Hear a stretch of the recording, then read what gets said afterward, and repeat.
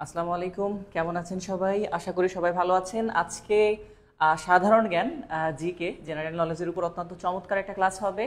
আশা করি সবাই খুব সুন্দরভাবে আজকের ক্লাসটি বুঝতে পারবেন। তো তার আগে আমরা একটু ক্লাসটি শেয়ার দিতে চাই, এবং আপনারা কে কোথা থেকে যুক্ত হয়েছেন আমাদের সঙ্গে অবশ্যই একটু কমেন্টসে জানিয়ে দিবেন। হ্যাঁ, আপনারা কে কোথা থেকে যুক্ত হয়েছেন একটু কমেন্টসে জানিয়ে দিবেন।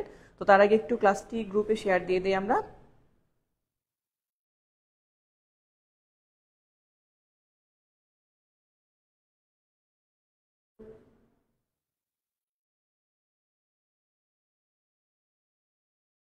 আপনারা কে কোথা থেকে যুক্ত হয়েছেন আমাদের সঙ্গে একটু কমেন্টসে জানিয়ে দিবেন। অলরেডি আর যারা যুক্ত হয়েছেন তাদেরকে অসংখ্য ধন্যবাদ আমাদের সঙ্গে যুক্ত হওয়ার জন্য। আর জিকের ক্লাস কিন্তু আমাদের এই পেজে প্রথম জিকের ক্লাস, সেক্ষেত্রে আজকে ফার্স্ট ক্লাস হবে আপনাদের জন্য। এটা হবে একটা ফ্রি ক্লাস, এবং এখানে আজকে যে সকল পরীক্ষাতে, প্রিভিয়াস পরীক্ষাতে যে সকল টপিক থেকে সবচেয়ে বেশিবার প্রশ্নগুলো আসে, সবচেয়ে গুরুত্বপূর্ণ যে প্রশ্নগুলা, সেগুলা নিয়ে আলোচনা করা হবে। তো আমি একটু ক্লাসটি শেয়ার দিয়ে দিই। প্রথমত হচ্ছে, যেহেতু ওপেন ক্লাস সবার জন্য উন্মুক্ত থাকবে, আপনারা একটু ক্লাসটি শেয়ার দিয়ে দেন, এবং শেয়ার দিয়ে ক্লাসটি ডান লিখে দেন। আপনারা ক্লাসটি শেয়ার দিয়ে ডান লিখে দেন।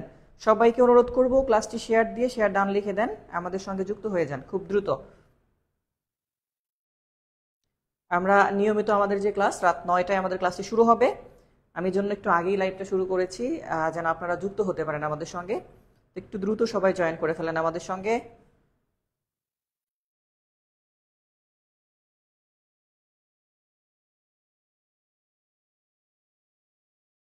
আচ্ছা, এবার হচ্ছে বরাবরের মতো সেই প্রশ্নটা করব। আপনারা কে কোথা থেকে আমাদের সঙ্গে যুক্ত হয়েছেন একটু কমেন্টসে জানিয়ে দেন।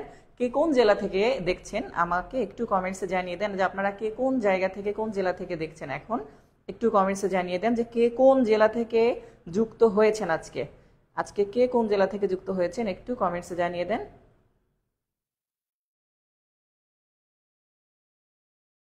অনেকেই সালাম দিয়েছেন। ওয়ালাইকুম আসসালাম স্যার। আমি এভারেজ সবার জন্য সালামের উত্তরটা দিয়ে দিলাম। নামগুলা বলতে পারছি না এই মুহূর্তে, নামগুলা বলতে পারছি না এই জন্যই, কারণ অনেকেই সালাম দিয়েছে, তো স্বাভাবিকভাবে সবার নাম তো আর বলা সম্ভব না। তো একটু সবাই একটু ক্লাসটি শেয়ার দিয়ে ডান লিখে দেন। সবাই একটু ক্লাসটি শেয়ার দিয়ে ডান লিখে দেন আমাদের সঙ্গে।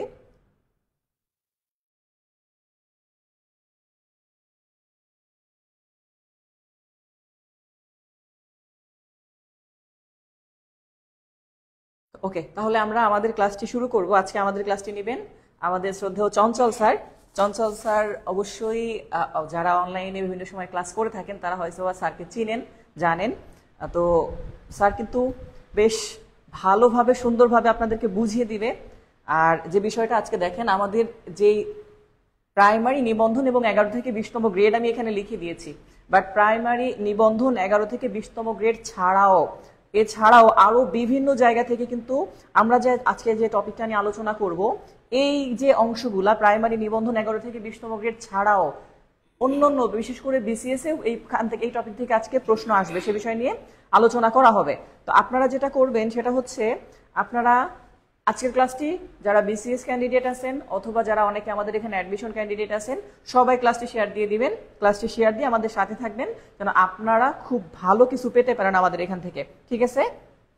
আচ্ছা, বরিশাল থেকে আছে ফিরোজপুর হাফিজুর রহমান আছে, ফিরোজপুর থেকে, বগুড়া থেকে আছে সেলিম, খুলনা থেকে আছে আমাদের সুকান্ত, সিনিয়া জান্নাত আছে জামালপুর থেকে, শুভ্রা ইসলাম আছে ঢাকা থেকে।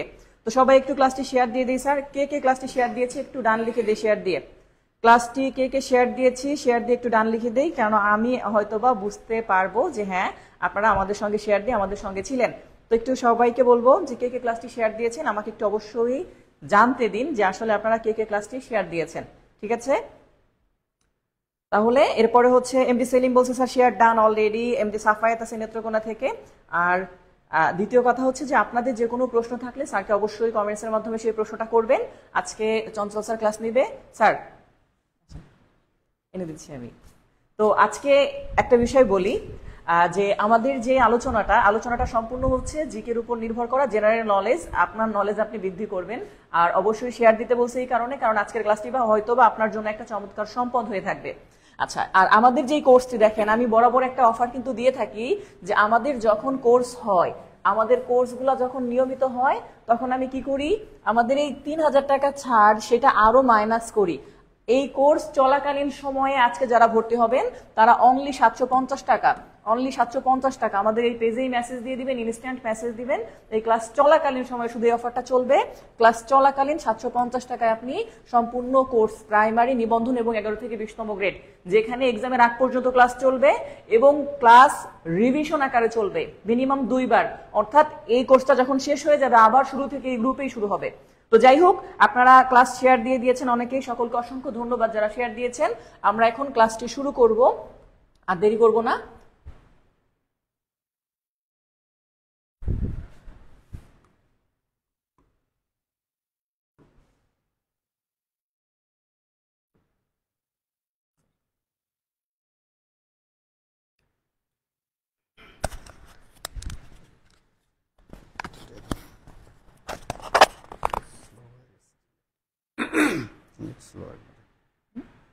কয়েক সেকেন্ড পরে আসে। মানে কমেন্টগুলো 2 সেকেন্ড পরে আসে, একটু পরেই আসবে। আচ্ছা ঠিক আছে, ঠিক আছে। আসসালামু আলাইকুম, সকলকে ঈদের শুভেচ্ছা। আচ্ছা, আজকে আমরা মূলত জিকে ক্লাস করব। তার আগে কে কোথা থেকে জয়েন করছো ভাই যদি বলেই দিল। আমি জাস্ট একটা কথাই বলবো, জিকে ক্লাসের কিন্তু কোনো সূত্র নেই, এটা সূত্র দিয়ে কোনো পড়া যায় না।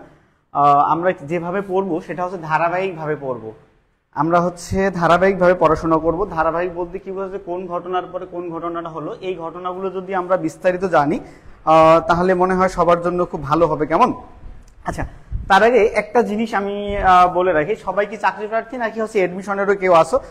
যদি সবাই চাকরি প্রার্থী থাকো তাহলে অবশ্যই জব লিখে বলতে পারো, আর যদি এডমিশনের থাকো তারাও বলতে পারো। আমি দেখি যে আসলে সবার চাকরি পাওয়ার ইচ্ছা কিনা। একজন বলছে ওমর ফারুক কিশোরগঞ্জ থেকে। স্যার আচ্ছা, কিশোরগঞ্জ তো দুইটা, যারা জিকে পড়ে একটা হচ্ছে কিশোরগঞ্জ জেলা, একটা হচ্ছে কিশোরগঞ্জ উপজেলা। আচ্ছা, তো যাই হোক, আমাদের একজন কিন্তু কমেন্টস এর মধ্যেই সাধারণ একটা প্রশ্ন আমাদের শিখিয়ে ফেলছে, সেটা কি ঐতিহাসিক পাহাড়পুর বৌদ্ধ বিহার। আচ্ছা, এই যে পাহাড়পুর বৌদ্ধ বিহার, এই বিহার আমরা যদি দেখি, এখান থেকে একটা কিছু কথা বলি।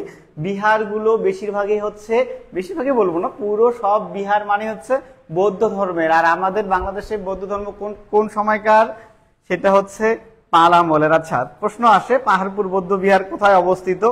আচ্ছা, রাজারবাগ কালীবাড়ি থেকে। এই যে খুব সুন্দর সুন্দর ব্যাপার। যদি কেউ মহেস্থানগড়ে থাকো তাহলে বলতে পারবো, কমেন্টসে বলবা যে মহেস্থানগড় লিখবে বগুড়া, তাহলে আমরা একটা শিখতে পারবো। কেউ যদি উয়ারি বটেশ্বরী থেকে শুনতেছো, নরসিংদী থেকে, সে লিখবা যে উয়ারি বটেশ্বরী নরসিংদী। তোমার কমেন্টস থেকে বা আপনার কমেন্টস থেকে আরেকজন কি করতে পারবে, একটা শিখতে পারবে। কেমন? আচ্ছা, গুড। অনেকেই লিখতেছে জব, গুড। তো যারা জবের প্রিপারেশন নিচ্ছ তাদেরকে আমি বলি, প্রথম কাজটা হচ্ছে চাকরি পেতে গেলে 3টা কাজ করতে হবে। আমি সচরাচর মোটিভেশন কথাবার্তা বলি না, তারপরেও বলি, জবের ক্ষেত্রে 3টা কাজ করতে হবে। কয়টা? 3টা। আচ্ছা, 3টা কাজ আমরা যদি করি তাহলে আমরা জবটা পেয়ে যাব। ঠিক আছে, প্রথম কি কাজ করতে হবে একটু বলি। প্রথম কাজটা হচ্ছে স্বপ্ন দেখা। আচ্ছা, স্বপ্ন দেখা একটু মনোযোগ দিয়ে শুনতে হবে। কেমন? দ্বিতীয় কাজটা হচ্ছে কল্পনা করা। কল্পনা করা। তৃতীয় যে কাজটা আমাদের, সেটা হচ্ছে বাস্তবের সঙ্গে মিলানো।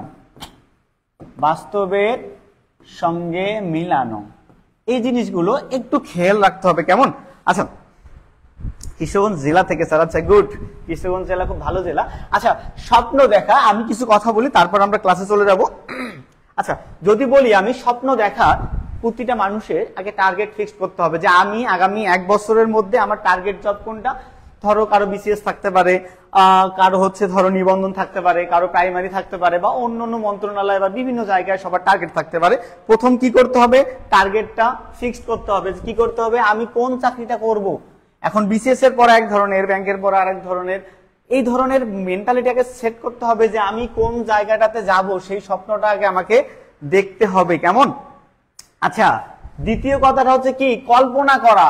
এখন কিভাবে কল্পনা করবো? অনেকে বলতে পারো স্যার স্বপ্ন দেখা কল্পনা করা তো একই জিনিস। আসলে না, স্বপ্ন দেখা মানে টার্গেট ফিক্সড করা, আর কল্পনা করা মানে কি আমি কিভাবে সেই জায়গাটাতে পৌঁছাতে পারবো। অর্থাৎ আমি যদি শাহবাগ থেকে মিরপুর আসতে মেট্রোতে আসতে পারবো, নাকি হচ্ছে ট্রেনে আসবো, না বাসে আসবো, কিভাবে আসবো, ওয়েটা। আসলে দেখা গেল আমাদের একটা জব পেতে হবে 9 গ্রেডের, তাই না? ধরো 9 গ্রেড, এটা পেতে গেলে কি করতে হবে? প্রথম স্বপ্ন দেখতে হবে 9 গ্রেডের, দ্বিতীয় যে কাজটা করতে হবে কল্পনা, কিভাবে 9 গ্রেড পাবো সেটা পড়াশোনা করে। কেমন? তার মানে কি কি পড়তে হবে সেই বিষয়গুলো এখানে আসবে, যে আসলে 9 গ্রেডে জব পেতে গেলে আমাকে কিভাবে প্রিপারেশন নিতে হবে, কোন বিষয়গুলোর প্রতি ফোকাস করতে হবে, সেই বিষয়গুলো আগে নিজে নিজে কল্পনা করতে হবে। লাস্ট যে অপশনটা আমাদের আছে সেটা হচ্ছে বাস্তবের সঙ্গে মিলানো। এখন বাস্তবের সঙ্গে মিলানো জিনিসটা একটু কঠিন। যেমন চাকরির ক্ষেত্রে আমাদের কয়েকটা সাবজেক্ট ফলো করতে হয়, ধরো বাংলা, ইংরেজি, ধরো জিকে, আচ্ছা ম্যাথ, তারপরে কি আছে সায়েন্স, আর কি আছে ধরো কম্পিউটার, এইগুলো ধরে নিলাম আর কি আপাতত। এখন কথা হইতেছে যেটা, সেটা হলো বাংলার টপিক যদি আমি সিলেক্ট করব, কয়টা চাকরির পরীক্ষায় আসে, ধরো 15 থেকে 20টা, ধরলাম 20টা টপিকস। এর মধ্যে সর্বোচ্চ যারা খারাপ, একেবারে বাংলা কিচ্ছু পারো না, তারপর 5 থেকে 6টা টপিকস তুমি পারো। তো এই যে 5 থেকে 6টা টপিকস পারা গেল, আর করা থাকলো 15টা। এরপরে কি করতে হবে? 15টার দিকে ফোকাস করতে হবে। এইভাবে প্রতিটা সাবজেক্টে কি করতে হবে? অ্যানালাইসিস করতে হবে যে আমার সমস্যাটা কোথায়, আমি সেটা কিভাবে সলভ করব, নিজে নিজেই কল্পনা করতে হবে, এবং সেই কল্পনার একটা বাস্তবের সঙ্গে মিলাই একটা বাস্তব রূপ দিতে হবে। এখন দেখা গেল আমার প্রিপারেশন খুব খারাপ, আমি যদি চিন্তা করি যে আমি ফরেন ক্যাডার পাওয়ার চেষ্টা করব, তাহলে কি হবে? হবে না। আমার যেরকম প্রিপারেশন, আমার যেরকম অবস্থান আছে, সেই অবস্থান থেকে আমি ইমপ্রুভ করে কত দূর যেতে পারবো, সেভাবে করে কিন্তু পড়াশোনাটা করা উচিত। আচ্ছা, এখন আমি ছোট্ট একটা সাধারণ জ্ঞান প্রশ্ন দিব, দিয়েই হচ্ছে আমরা ক্লাসটা রানিং করব। কেমন? আচ্ছা, আমি আগে দেখি আমার যারা স্টুডেন্ট তারা হচ্ছে আসলে কি রকম প্রিপারেশন নিচ্ছে, তাদের উপর একটা প্রশ্ন দেবো, একটা মাত্র প্রশ্ন, তারপরে আমরা আসল ক্লাসে চলে যাব। বাংলাদেশ, আমার কথা শোনা যাচ্ছে কিনা, কিংবা কথাগুলো ক্লিয়ার কিনা, বা স্লো বলতে হবে নাকি হচ্ছে একটু স্পিডে বলতে হবে, এই বিষয়গুলো একটু ক্লিয়ার আমাকে জানালে আমি কমেন্ট দেখে বুঝতে পারবো। কেমন? আচ্ছা, বাংলাদেশ জাতিসংঘের কততম সদস্য? খুব সহজ একটা প্রশ্ন। আচ্ছা, 135, 136, 137, 133। আচ্ছা, তো এই প্রশ্নটা আমি লিখে ফেললাম, বাংলাদেশ জাতিসংঘের কততম সদস্য। যারা ক্লাসে উপস্থিত আছেন অন্তত এই প্রশ্নের অ্যান্সারটুকু দিয়ে দেবেন, বাংলাদেশ জাতিসংঘের কততম সদস্য রাষ্ট্র। কেমন? তাহলে আমি বুঝে যাব। আমি চাই এখানে আমার এখন ক্লাসে উপস্থিত 60 জনের মতো, সকলেই প্রথম অ্যান্সারটা করতে পারবে। আচ্ছা, প্রথম যে অ্যান্সার করছে আয়েশা সিদ্দিকা, ধন্যবাদ তোমাকে। তারপরে শিরিন আক্তার, ফারহানা আক্তার, আচ্ছা মারুফ খান, সাবরিনা আক্তার বলছে ক্লিয়ার, ধন্যবাদ। জিনিয়া জান্নাত দেখছে 136, দেবাশিস দাস দেখছে খ। আচ্ছা, গুড, একটু দ্রুত কমেন্ট করতে হবে। কেমন? আচ্ছা, সোমাইয়া আক্তার বলছে ঠিক আছে, অবশ্যই। তার আগে আরেকটা বিষয় বলে রাখি, আমরা যে ক্লাসগুলো করব, যে টপিকসটা পড়বো, সেই টপিকসটার উপরে আমরা একটা ক্লিয়ার কনসেপ্ট রেখে দেব। কেমন? এই জন্য যে কাজটা করতে হবে, এই ক্লাসটা নিজের প্রোফাইলে বা নিজের ওয়ালে, নিজের পরিচিত কোনো গ্রুপে বা অন্য যদি কোনো পেইড ব্যাচ থাকে সেইগুলোতে কি করতে হবে? শেয়ার দিতে হবে। তাহলে হবে কি, পরবর্তী সময়ে ক্লাসগুলো পাওয়া যাবে, এবং এই ক্লাসটা তোমাদের অন্যান্য যে ফ্রেন্ডগুলো আছে তারাও কিন্তু সেই ক্লাসগুলো দেখতে পাবে। কেমন? আচ্ছা, ঠিক আছে। অনেকেই একটা খুব ছোট কোশ্চেন পেয়ে গেছে, তার মানে কি, এই কমেন্ট গুলো করার মানে হচ্ছে যে তোমাদের আসলে ক্লাসের প্রতি মনোযোগ আছে কিনা, কিংবা আসলে তোমরা ঘুমাই গেছো কিনা ক্লাসটা লাইভ অন রেখে, এই বিষয়গুলো চেক করার জন্য।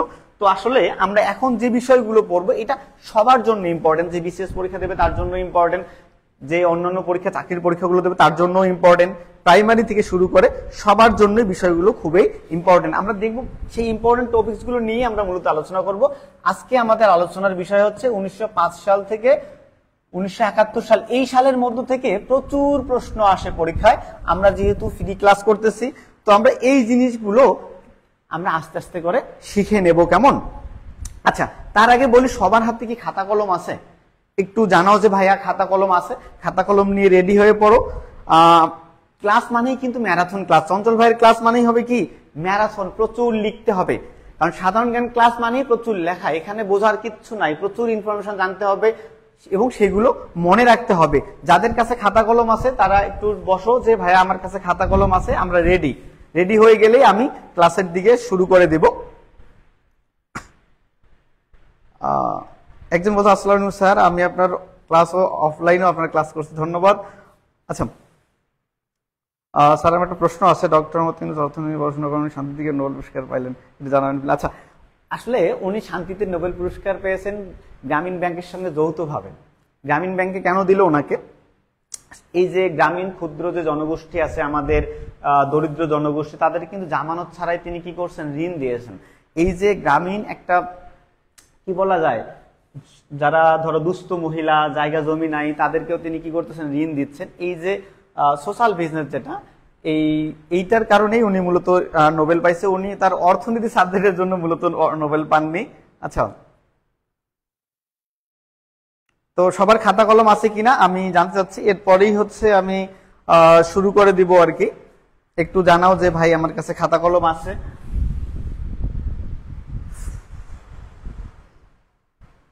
আচ্ছা, আমরা যেহেতু 1905 সালে লিখেছি, আমি ধরে নিলাম সবার কাছে সবাই রেডি। আচ্ছা, স্বর্ণা বড়ুয়া আচ্ছা বলছো রেডি, সুমাইয়া আক্তার, এই কয়েকজনই শুধু কমেন্ট করো, বাকিরা কোথায়? না বাকিরা শুধুমাত্র ক্লাসে আসো আর চলে যাও এরকম? সেলিম বলছো যে কলম, আচ্ছা ready with paper and pen, good. Zinia Jannat, আচ্ছা আর যারা আছো বলো, তাহলে হয় কি আমিও তোমাদের কমেন্টস থেকে ইন্সপিরেশন পাই যে না ঠিক আছে, সবাই মোটামুটি একটা পড়ার মুডেই আছে। হ্যাঁ হ্যাঁ শিওর, কোনো সমস্যা নেই। তাহলে ক্লাসে শেয়ার করে দিতে হবে, কেমন? আচ্ছা, আমরা 1905 বলে ফেলছি। 1905 সালে আসলে কি হয়, এই ঘটনার কি হয়, কেউ একজন কমেন্ট করে জানাও, তারপরে আমরা বিষয়গুলো আলোচনা করব, কেমন? যে 1905 সালে কি হয়, আমরা যেহেতু মেজর একটা জিনিস পড়বো, বাংলাদেশের ইতিহাসে বলো, ভারতীয় উপমহাদেশের ইতিহাসে 1905 সালটা অনেক একটা গুরুত্বপূর্ণ ব্যাপার। তো সেই গুরুত্বপূর্ণ ব্যাপার নিয়ে আমরা মূলত আলোচনা করব। কোনো একজন কমেন্ট করে বলো যে 1905 সালে আসলে কি হয়।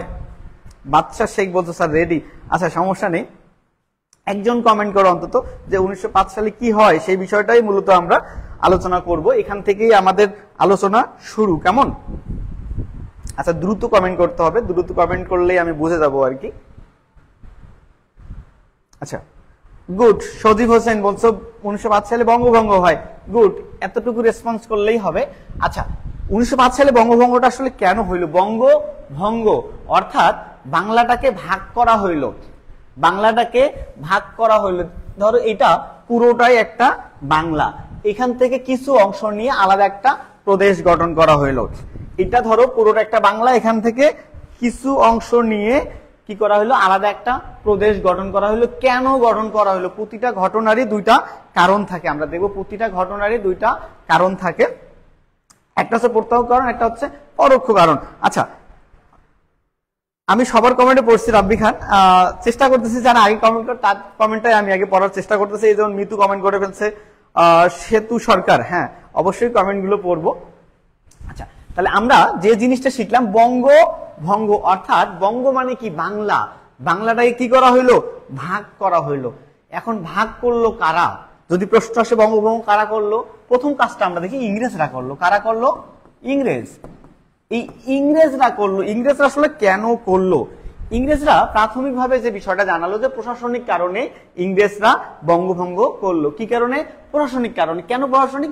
বাংলাটা ছিল অনেক বড় একটা রাজ্য, এই রাজ্য একজন গভর্নরের পক্ষে কোনোভাবেই সামাল দেওয়া সম্ভব হচ্ছে না, এই জন্য কি করা হলো, বাংলাটাকে ভাগ করে দেওয়া হলো। এটা হচ্ছে একটা স্বাভাবিক আই ওয়াশ কাজ। ভিতরের যে কথাগুলো, ভিতরের বিষয়টা হচ্ছে বারবার বলে দেই, ভিতরের যে কথাটা পরোক্ষ কারণ ছিল, ওই সময়টাতে ইংরেজ বিরোধী যে আন্দোলনগুলো হচ্ছে সবগুলোই হচ্ছে বাংলা কেন্দ্রিক। তাহলে আমরা আরেকবার শুনি, 1905 সালের আগে যে আন্দোলনগুলো হচ্ছে সবগুলোই হচ্ছে বাংলা কেন্দ্রিক। ব্রিটিশ সরকারের একটা পলিসি ছিল ডিভাইড অ্যান্ড রুল, অর্থাৎ ভাগ করো শাসন করো নীতি। এই নীতির আদলেই তারা কি করলো, বাংলার শক্তিটাকে কমানোর জন্য বাংলাটাকে ভাগ করে দিল, যাতে বাংলার লোকজন নিজেরাই নিজেদের মধ্যে কি করে, দ্বন্দ্বে লিপ্ত হয়ে যায়। এর ফলে তারা কি করতে পারবে না, ইংরেজদের বিরুদ্ধে আন্দোলন করতে পারবে না। এই কারণেই তারা মূলত কি করলো, বাংলাটাকে ভাগ করে দিল। আচ্ছা, এই যে ভাগ করে দেওয়ার ফলে কেউ উপকৃত হচ্ছে, কেউ আবার ক্ষতি হচ্ছে কারো, এই জিনিসগুলো আমরা একটু খেয়াল করব। এইগুলো এবার লিখে নিতে হবে। আচ্ছা, তাহলে বঙ্গভঙ্গ কত হয় কত সালে, 1905 সালে। এগুলো খাতায় লিখে নিতে হবে। কে করলো, লর্ড কার্জন। আচ্ছা, কেন করলো সেটা তো আমরা দেখে নিলাম। আচ্ছা, যে লর্ড কার্জন কি করলো, বঙ্গভঙ্গ করলো। আচ্ছা, কেন করলো সেই জিনিসটা আমরা কিন্তু জেনে নিলাম। এই ঘটনার ফলে কি কি হলো সে বিষয়টা আমরা দেখব। আমরা জানি যে এই বাংলার একটা সময় রাজধানী ছিল কোথায়, কলকাতা। এখন বঙ্গভঙ্গের ফলে এই জিনিসগুলো একটু কনসেপ্টগুলো মাথায় নিতে হবে, তাহলে কি হবে, রিটেনের জন্যও পারা যাবে, পিডিটাও ভালো করা যাবে। সব প্রশ্ন যে একেবারেই হুবহু আসবে এই ব্যাপারটা না, আমরা যদি কনসেপ্ট ক্লিয়ার থাকে তাহলে এখান থেকে আমরা প্রশ্নগুলো পেরে যাব। কেমন? আচ্ছা, তাহলে লর্ড কার্জন যখন বঙ্গভঙ্গ করলো, এই বঙ্গভঙ্গের প্রতিবাদ কারা করলো, তৎকালীন যারা পশ্চিম বাংলার মানুষজন, পশ্চিম বাংলা অর্থাৎ কলকাতায় যারা ছিল তারা প্রতিবাদ করলো। এখন তারা কেন প্রতিবাদ করলো এই জিনিসটাও কিন্তু আমাদের জানতে হবে, যে তারা কেন প্রতিবাদ করলো। তাদের প্রতিবাদের প্রধান কারণটাই হচ্ছে রাজধানীটা কি হচ্ছে, ভাগ হয়ে যাচ্ছে।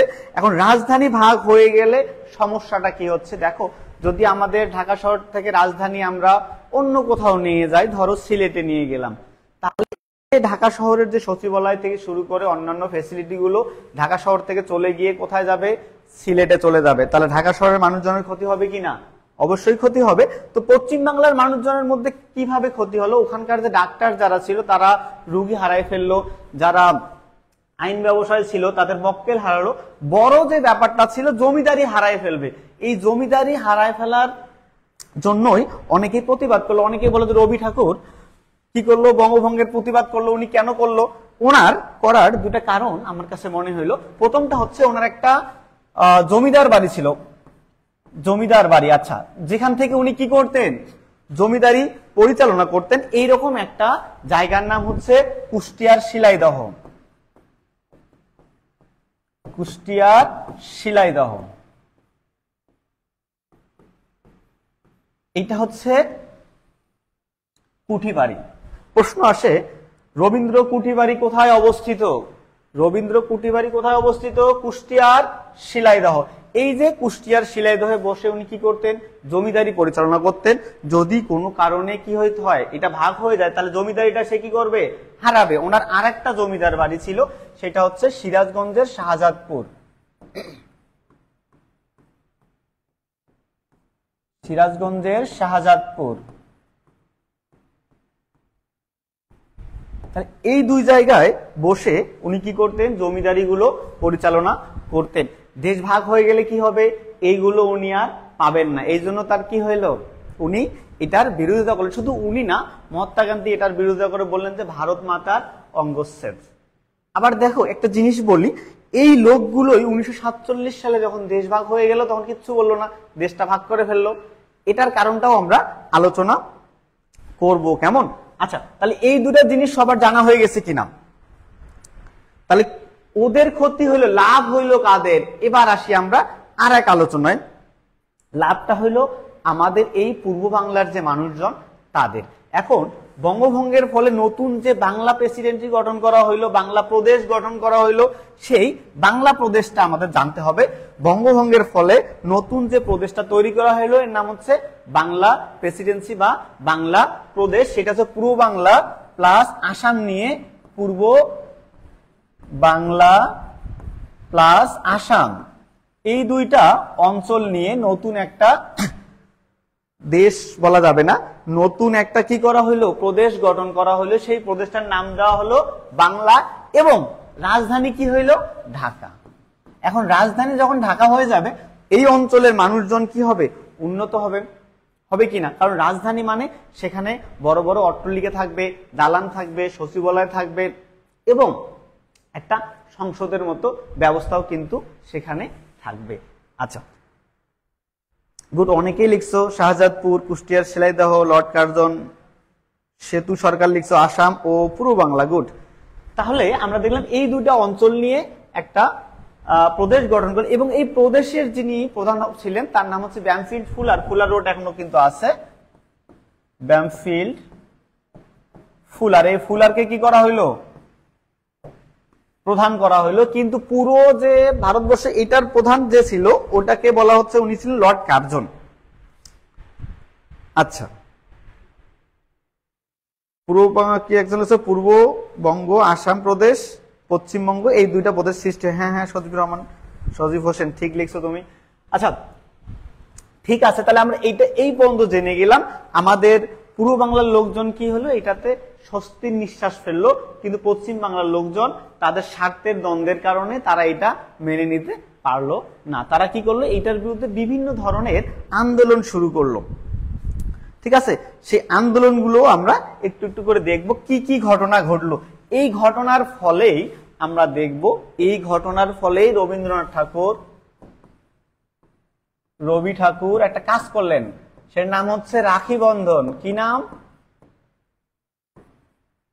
রাখি বন্ধন। এটা নামে একটা সিরিয়ালও আছে, অনেকে যদি দেখে থাকো তাহলে বুঝবে। আচ্ছা ফোলার না ফুলার। আচ্ছা, রাখি বন্ধন একটা একটা প্রথা উনি চালু করলেন। যারা একটু এক্সপেরিয়েন্স আছে তারা জানো যে তার সুতা পরাই দিলে, রাখি পরাই দিলে ভাই ভাই হয়ে গেল। অর্থাৎ উনি এই কাজটা করলেন কেন, যাতে দুই বাংলার মধ্যে একটা আবার সম্প্রীতি ফিরে আসে। এইটার জন্য উনি একটা প্রথা চালু করলেন রবীন্দ্রনাথ ঠাকুর, সেটার নাম হচ্ছে রাখি বন্ধন অনুষ্ঠান। কেমন? আচ্ছা, এটা কেন করলেন, দুই বাংলার মাঝে যেন সম্প্রীতি ফিরে আসে। এবং এটা করে উনি ক্ষান্ত হলেন না, উনি আর একটা কাজ করলেন, দুই বাংলাকে একত্রিত করার জন্য, তাদের জাতীয়তাবোধ জাগার জন্য উনি একটা কাজ করলেন, একটা সঙ্গীত লিখলেন যাতে দুই বাংলার মধ্যে সম্প্রীতিটা আবার ফিরে আসে। এই সঙ্গীতের নাম কি, আমার সোনার বাংলা।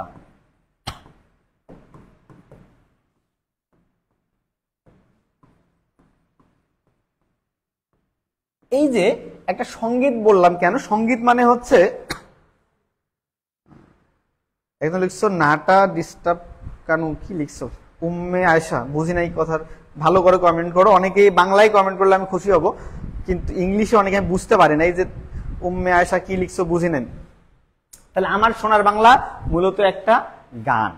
আচ্ছা, এই আমার সোনার বাংলা কি, মূলত একটা গান। এই গানটা কত সালে প্রকাশিত হয়, প্রকাশিত হয় 1905 সালে।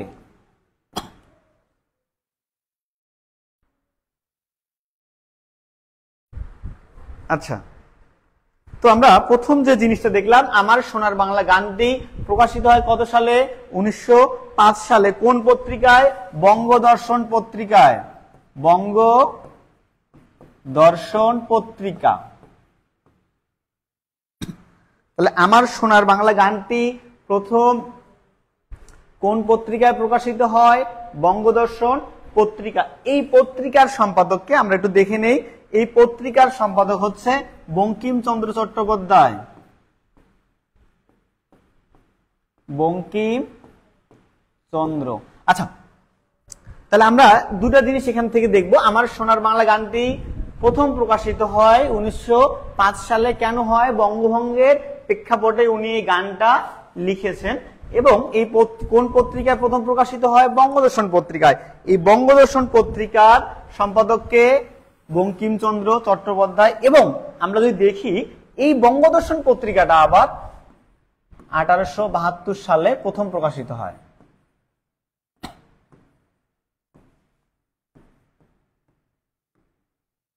আমরা যে জিনিসটা ধরবো ওইটা একবারে চুলছেরা বিশ্লেষণ করে ফেলবো, কেমন? তাহলে আমরা আরেকবার বলি, আমার সোনার বাংলা গানটি প্রথম প্রকাশিত হয় 1905 সালে। কোন পত্রিকায়? বঙ্গদর্শন পত্রিকায়। আচ্ছা, বঙ্গদর্শন পত্রিকায় হইল। এই পত্রিকাটি প্রথম প্রকাশিত হয় কত সালে? 1872 সালে। প্রথম সম্পাদক কে ছিল?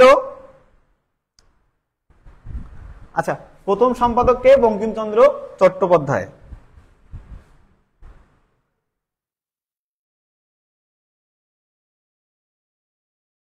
আচ্ছা, এই পর্যন্ত কি বোঝা গেছে? বোঝা গেলে আমাকে একটু জানাও যে বোঝা গেছে।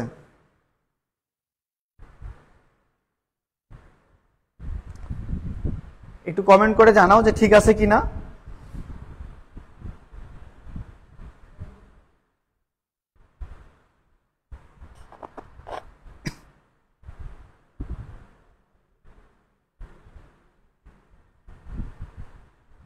আচ্ছা, ও এই বঙ্গদর্শন পত্রিকাটা প্রথম যখন প্রকাশিত হয়, অর্থাৎ প্রতিটা পত্রিকার তো প্রথম প্রকাশনার সাল আছে কিনা, তো এই পত্রিকাটা জন্মই হয় 1872 সালে। কেমন? এইটা বুঝাইছি যে প্রথম প্রকাশিত হয় এই পত্রিকাটা। কেমন? গানটা আবার ভুলে বলিও না, এই পত্রিকাটা প্রথম প্রকাশিত হয় 1872 সালে। আচ্ছা, এখন আমরা এই গানটা নিয়ে দেখবো এই গানটার আসলে ঘটনাটা কি। আমার সোনার বাংলা গানটি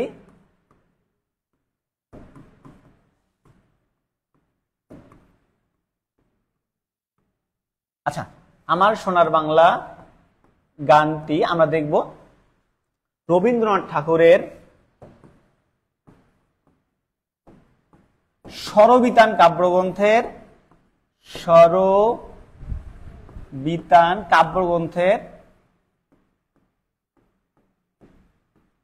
গীতবিতান অংশ থেকে নেওয়া হয়েছে। গীতবিতান অংশ থেকে নেওয়া হয়েছে।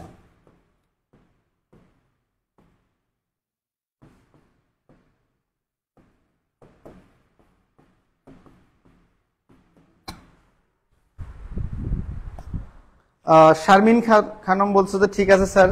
আচ্ছা, বাদশাহ শেখ বলছে হ্যাঁ ঠিক আছে। আচ্ছা, না বুঝলে প্রশ্ন করতে হবে, কারণ কমেন্ট যেহেতু আমাদের এটা অনলাইন ক্লাস, এখানে কমেন্ট গুলোই হচ্ছে কি আসল। আমি কমেন্ট দেখে দেখেই কিন্তু সেই অনুপাতে কি করতে পারবো, ক্লাসটা নিতে পারবো। কেমন? তাহলে আমার সোনার বাংলা গানটি রবি ঠাকুরের স্বরবিতান কাব্যগ্রন্থের গীতবিতান অংশ থেকে নেওয়া হয়েছে।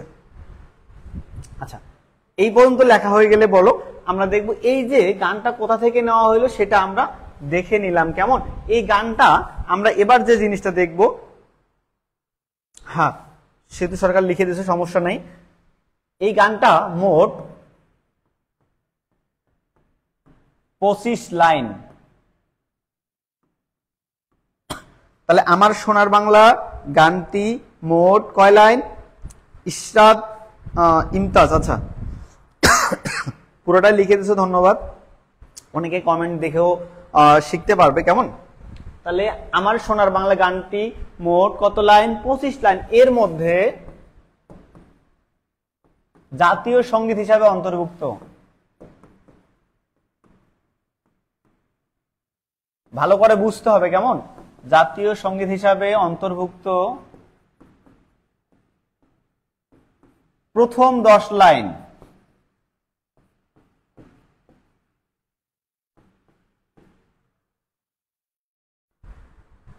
হ্যাঁ, গুড, একদম লিখছো। আমার সোনার বাংলা গানটি মোট 25 লাইন। এর মধ্যে জাতীয় সঙ্গীত হিসাবে অন্তর্ভুক্ত প্রথম 10 লাইন।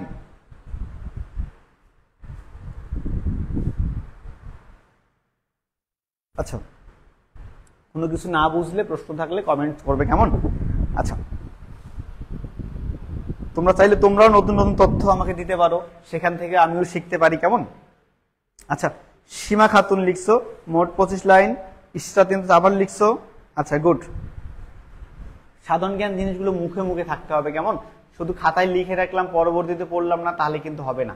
এই জিনিসগুলো মুখে মুখেও থাকতে হবে, উচ্চারণ করেও পড়তে হবে, তাহলে কিন্তু হবে। এই যে নবীন রায় লিখছে 10 লাইন, এটা কিন্তু আর ভোলার কথা না। যখন তুমি বলবে যে আমার সোনার বাংলা গানটি মোট 25 লাইন, এর মধ্যে জাতীয় সঙ্গীত হিসাবে অন্তর্ভুক্ত প্রথম 10 লাইন, মোস্ট ইম্পর্টেন্ট যে প্রশ্নটা, মোস্ট ইম্পর্টেন্ট সেটা হচ্ছে কোন রাষ্ট্রীয় অনুষ্ঠানে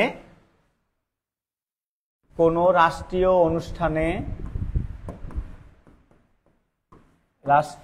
অনুষ্ঠানে বা বাদ্যযন্ত্র সহকারে জাতীয় সঙ্গীতের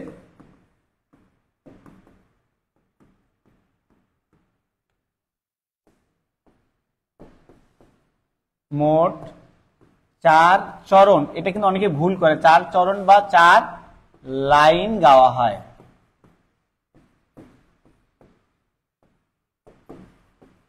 আচ্ছা, তাহলে আমরা বিষয়গুলো আর একটা সামারাইজ করব, সেটা হচ্ছে আমার সোনার বাংলা গানটি মোট কত লাইন? 25 লাইন। এর মধ্যে আমাদের জাতীয় সঙ্গীত হিসেবে অন্তর্ভুক্ত আছে প্রথম 10 লাইন, কোন রাষ্ট্রীয় অনুষ্ঠানে বা বাদ্যযন্ত্র সহকারে জাতীয় সঙ্গীতের মোট 4 চরণ বা 4 লাইন গাওয়া হয়।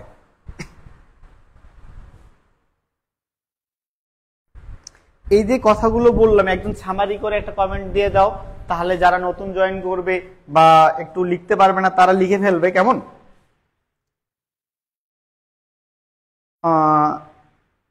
মহসিনা আক্তার সে লিখে ফেলছে 25 লাইন হিসাবে নেওয়া হয়েছে 10 লাইন। আচ্ছা,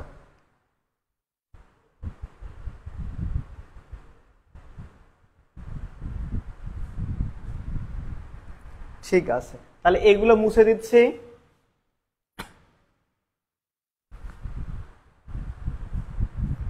আচ্ছা, এবার আমরা দেখব এই যে জাতীয় সঙ্গীত, আমাদের জাতীয় এই যে গানটা কবে আমাদের জাতীয় সঙ্গীত হিসাবে অন্তর্ভুক্ত হলো, এই গানটা কবে আমাদের জাতীয় সঙ্গীত হিসাবে অন্তর্ভুক্ত হলো সেই জিনিসটা আমরা দেখে ফেলবো, কেমন? শারমিন খানম লিখছো, আচ্ছা ঠিক আছে, ধন্যবাদ।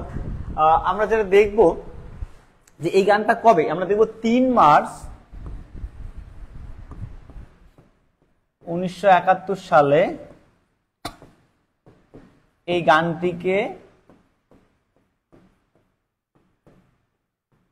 জাতীয় সঙ্গীত হিসাবে অন্তর্ভুক্ত করা হয়।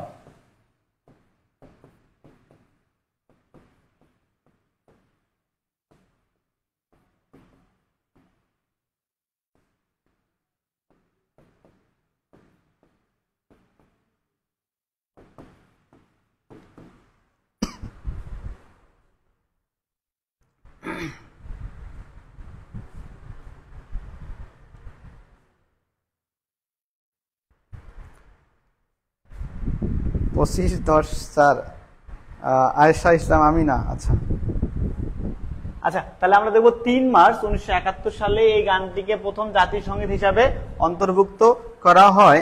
আমরা যারা বাংলা সিনেমা দেখি, এমন কেউ আসো বাংলা সিনেমা দেখো? আচ্ছা, একটা সময় মানুষজন বিটিভি দেখতো, শুধু বাংলা সিনেমায় দেখতো।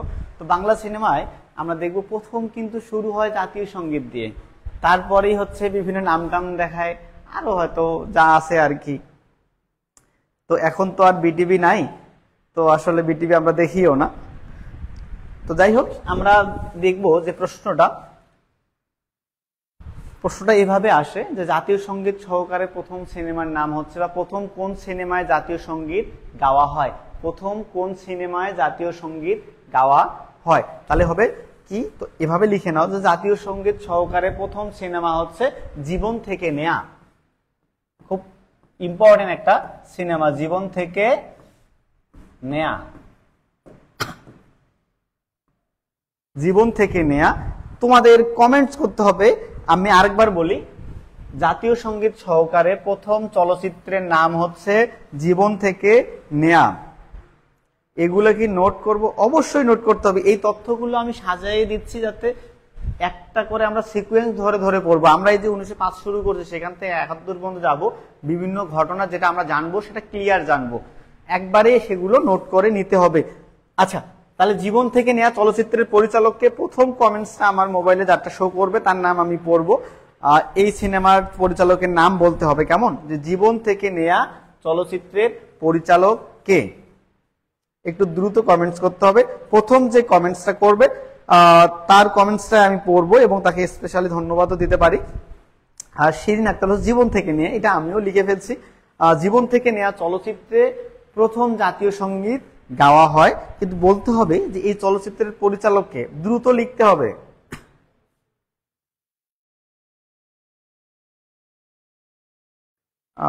স্বর্ণা, আচ্ছা লিখছো যে, আচ্ছা ঠিক আছে, কোনো সমস্যা নেই। জীবন থেকে নেয়া, বাট জীবন থেকে নেয়া চলচ্চিত্রের পরিচালককে আমি দ্রুত অ্যান্সার চাচ্ছি। দ্রুত অ্যান্সার করলেই তাহলেই আমি পরের প্রথম লেখছো নবীন, গুড। জহির রায়হান, তাহলে কি হবে? জহির রায়হান। এই জীবন থেকে নেয়া চলচ্চিত্রটা, ও আবার অনেকেই করছো, মারুফ খান, শিরিন আক্তার, মারুফ হাসান। আচ্ছা, আমার যদি চোখে না পড়ে তাহলে কি করবে, 2-3 বার কমেন্ট করবে, কেমন? জান্নাতি জান্নাত, আচ্ছা ওয়ালাইকুম আসসালাম ভাইয়া। হ্যাঁ শারমিন খানম, ঠিক আছে। তাহলে এই সিনেমাটার বিশেষত্ব আসলে কি? মুক্তিযুদ্ধের প্রথম সিনেমা, মুক্তিযুদ্ধের প্রথম সিনেমা। কিন্তু ঘটনা হচ্ছে এটা 1970 সালে মুক্তিযুদ্ধের এই সিনেমাটা প্রথম। কি বলা যায় সিনেমাটা, কি বলা যায় বলো তো? একদম কি লিখছো? চ্যাট জিটিপি কি জানো লিখি, বুঝি নাই শাকিল। আচ্ছা, তাহলে হচ্ছে যুদ্ধের প্রথম সিনেমা, মুক্তিযুদ্ধের প্রথম সিনেমা হচ্ছে জীবন থেকে নেয়া। যে চলচ্চিত্রটি প্রথম হয় কত সালে? 1970 সালে। স্যার এটা আমাদের পেইড ব্যাচের ক্লাস না? ও আচ্ছা, এইটা হচ্ছে সি ক্লাস, কেমন? এটা সবার জন্য উন্মুক্ত। পেইড ব্যাচের ক্লাস তো আলাদা, পেইড ব্যাচের ক্লাস নেওয়া আমি শুরু করিনি, আজকে থেকে ফ্রি ব্যাচের ক্লাস শুরু হয়ে গেল আর কি। পেইড ব্যাচেরও হবে ইনশাআল্লাহ। আচ্ছা, এই পর্যন্ত সবাই বুঝছো কিনা? যদি বুঝে থাকো তাহলে বলো, তাহলে আমরা এরপরে 1905 পরে আর কি ঘটনা ঘটলো সেইগুলোতে আমরা যাব, যে ক্লাস ঠিক মতো বোঝা যাচ্ছে কিনা। অবশ্যই ক্লাস রেকর্ড থাকবে, পেজে সবকিছুই রেকর্ড থাকবে, কেমন? 1-2 জন জানাও অন্তত যে কি অবস্থা, সবকিছু বোঝা যাচ্ছে কিনা।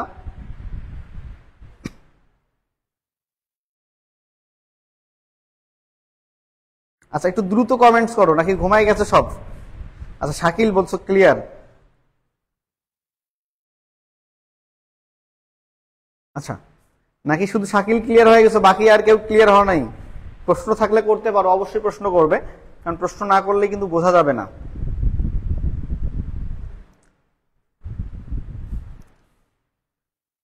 সীমা খাতুন বলছো মুক্তিযুদ্ধের প্রথম সিনেমা। আচ্ছা, দেবাশিস দাস, আচ্ছা শিরিন, গুড। বাচ্চা শেখ বলছো ঠিক আছে। আচ্ছা,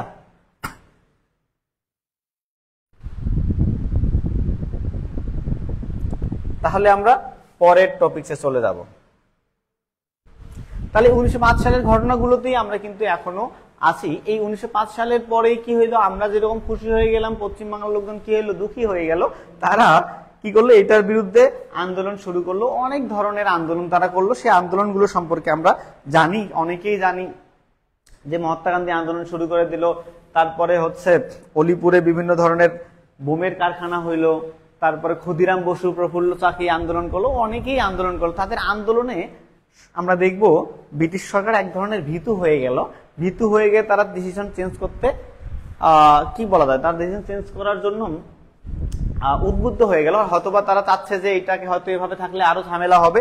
কিন্তু এখানে আর একটা কারণ আছে। 1911 সালে, 1970 সালে বিষয়টা বুঝিনি। 1970 সালে সিনেমাটা প্রথম হচ্ছে কি হয়, প্রচারিত হয়, জীবন থেকে নেয়া চলচ্চিত্রটা। আচ্ছা, তো আমরা যে জিনিসটা জানতে চাচ্ছিলাম, যে 1911 সালে রাজা পঞ্চম জর্জ, রাজা পঞ্চম জর্জ, এই রাজা পঞ্চম জর্জের অভিষেক অনুষ্ঠান হবে দিল্লির রাজদরবারে। একটু মনোযোগ শুনতে হবে। 1911 সালে আমরা দেখব দিল্লির রাজদরবারে রাজা পঞ্চম জর্জের কি হবে, অভিষেক অনুষ্ঠান হবে। সেই অভিষেক অনুষ্ঠানটা যেন নিরবিচ্ছিন্ন হতে পারে, এই জন্য ব্রিটিশ সরকার কি করলেন, বঙ্গভঙ্গটাকে রদ করলেন। ব্রিটিশ সরকার কি করলেন, বঙ্গভঙ্গটাকে রদ করলেন।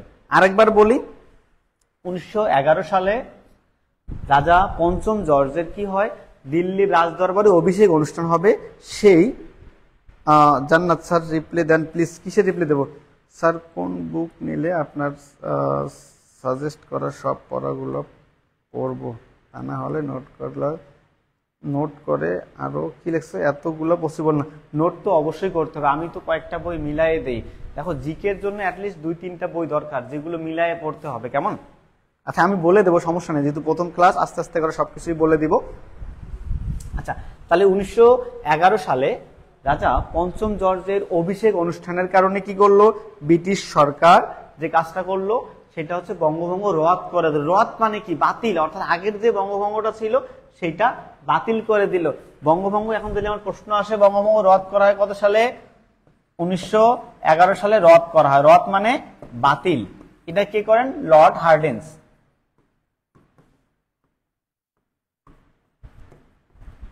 এই লর্ড হার্ডিঞ্জ পাবনা থেকে একজন কমেন্ট করছিলে। এখন এই জিনিসটা বলো তো, লর্ড হার্ডিঞ্জ নামে কি আছে?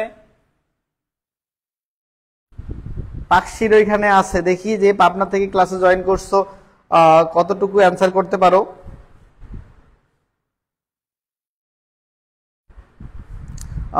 সিনিয়া জান্নাত, আচ্ছা লিখছো 1911 সালে বঙ্গভঙ্গ রদ হয়, গুড। কিন্তু আমি বলছি লর্ড হার্ডিঞ্জ এই বঙ্গভঙ্গ রদ করেন। এই যে রদ করলেন,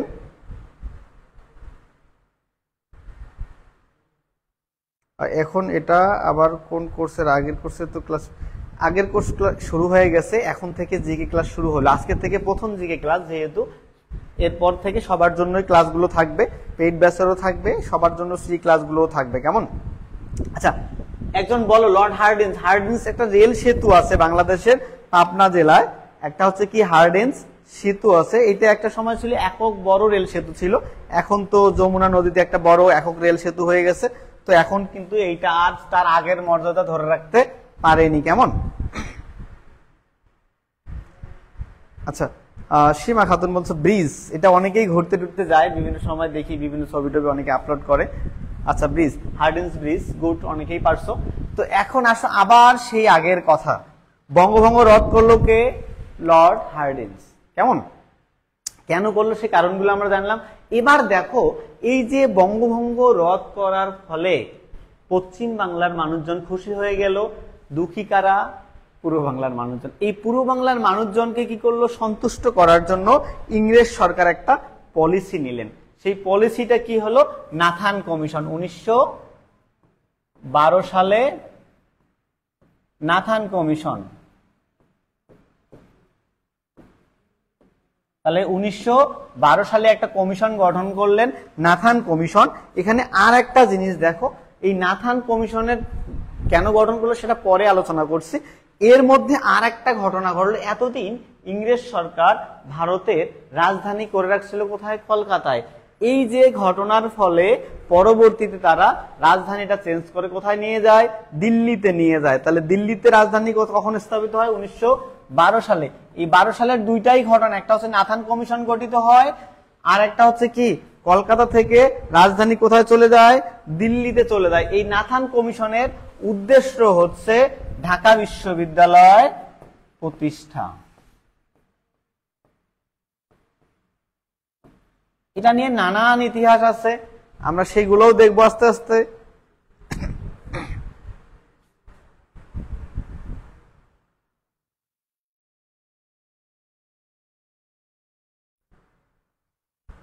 আচ্ছা এখন যারা যুক্ত আছো তাদের একটা প্রশ্ন ছুড়ে দেই, ঢাকা বিশ্ববিদ্যালয় প্রতিষ্ঠিত হয় কত সালে? প্রথম প্রশ্ন কমেন্ট করতে হবে। যাদের কমেন্ট গুলো প্রথম আমি দেখবো তাদের কমেন্টস গুলোই পড়বো, কেমন? সবার কমেন্টস তো আর পড়তে পারবো না, তো তোমাদের আবার একটু রিভাইজ দিয়ে নেই। 1911 সালে কি হয়? বঙ্গভঙ্গ রদ হয়। যেহেতু বঙ্গভঙ্গ রদ হয়ে গেল, পূর্ব বাংলার মানুষজন অসন্তুষ্ট হয়ে গেল, তাদেরকে সন্তুষ্ট করার জন্য ব্রিটিশ সরকার একটা পলিসি নিল। সেই পলিসির নাম হচ্ছে 1912 সালে নাথান কমিশন গঠন করলো। এই কমিশনের উদ্দেশ্য কি ছিল? ঢাকা বিশ্ববিদ্যালয় প্রতিষ্ঠা করা। আর একটা ব্যাপার ছিল, সেই ব্যাপারটা হলো 1912 সালে কলকাতা থেকে রাজধানী চলে যায় কোথায়? দিল্লিতে। আচ্ছা কমেন্টস দেখি কে করছে। মুস্তাফিজুর রহমান 1921, আতিয়া আনিসা 1921, আচ্ছা মারুফ খান 1921, সিনিয়া জান্নাত 1921, রেশমি সুলতানা মিতু বলছো 1906। 1906 কি? আচ্ছা 1906 এর ঘটনাটা আমরা আরেকবার দেখবো, 1906 সালে আমরা এখনো দেখি নাই। ওই জিনিসটাও একটু আলোচনা করবো, ভালো কথা বলে দিছো।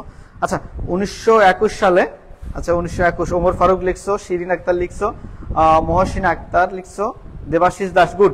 তাহলে ঢাকা বিশ্ববিদ্যালয় প্রতিষ্ঠা হয় কত সালে? 1921 সালে। কোন ঘটনার প্রেক্ষাপটে বলো তো? বঙ্গভঙ্গ রদের প্রেক্ষাপটে 1912 সালে কি হয়? নাথান কমিশন গঠন করা হয়। কমিশনটার মানে হচ্ছে যে বিশ্ববিদ্যালয়টা কোথায় হবে, কিভাবে হবে, তারা একটা সিস্টেমের মধ্যে নিয়ে এসে তাদের রিপোর্টটা পেশ করলো। সেই রিপোর্ট অনুযায়ী ঢাকায় হচ্ছে কি হইলো, একটা বিশ্ববিদ্যালয় প্রতিষ্ঠা করা হইলো, তার নাম ঢাকা বিশ্ববিদ্যালয়। জমি দিল কে? ঢাকার জমিদার নবাব সলিমুল্লাহ। এখন আমরা এখানে একটা জিনিস দেখি নাই, 1906 সালে একটা ঘটনা ঘটলো, এই জিনিসটা একটু জানা লাগবে। দেখো 1906 সালে কি হয়, ভারতের প্রথম একটা দল ছিল, দলটার নাম হচ্ছে কংগ্রেস। ভারতের প্রথম একটা দল ছিল, দলটার নাম কি ছিল? কংগ্রেস। যখন দেখা গেল কংগ্রেস শুধুমাত্র হিন্দুদের কথা বলতেছে, অর্থাৎ পশ্চিম বাংলার মানুষ, ওদের স্বার্থ নিয়ে বেশি আলোচনা করতেছে, পূর্ব বাংলার মানুষ তাদের স্বার্থের জন্য, ইংরেজদের সঙ্গে দর কষাকষির জন্য, ইংরেজদের সঙ্গে যোগাযোগ করার জন্য এর প্রতিষ্ঠাতাকে নবাব সলিমুল্লাহ। কত সালে প্রতিষ্ঠা হয়? 1906 সালে। আচ্ছা এই জায়গাটা কোথায় আসলে হইল? আহসান মঞ্জিলের নাম যদি শুনে থাকো, আহসান মঞ্জিল, আহসান মঞ্জিল নাম শুনে থাকছো তোমরা? আহসান মঞ্জিল কোথায় বলো তো? আহসান মঞ্জিল কোথায়?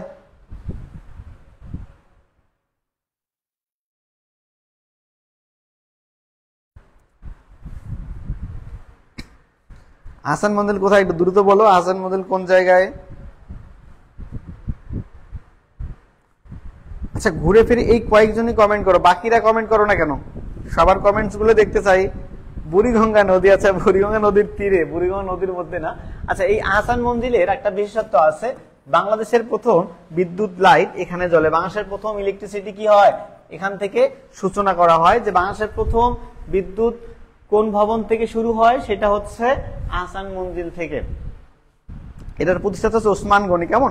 যাই হোক এইগুলো আমরা আস্তে আস্তে করে সবকিছু জেনে যাব। আচ্ছা এ টাঙ্গাইলে লিখছো কেন? টাঙ্গাইলে হবে না তো, বুড়িগঙ্গার তীরে। যদি পুরান ঢাকা লিখতে পারো তাও হবে। আচ্ছা এটা দেখলাম। আমরা এখন দেখবো একটা ঘটনা, 1919 সালের একটা ঘটনা। 1919 সালে যেটা হয়, জালিয়ানওয়ালাবাগ হত্যাকাণ্ড সংঘটিত হয়।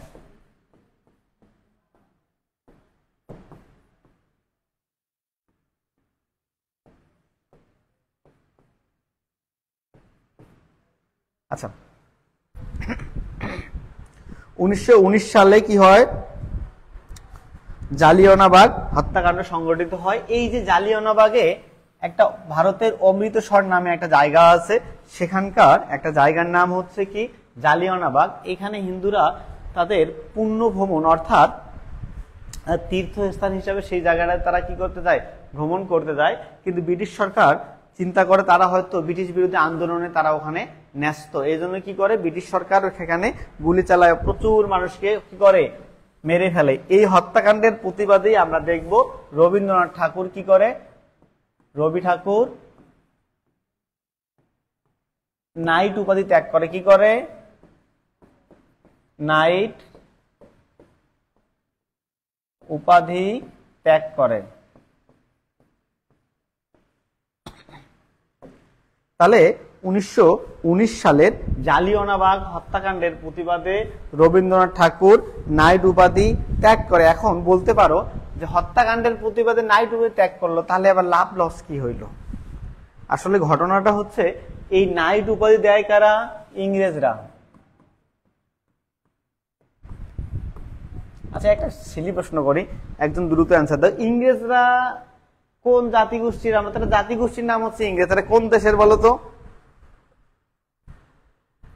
ইংরেজরা কোন দেশের বলো তো? একজন প্রশ্ন, একেবারে সিলি প্রশ্ন একটা।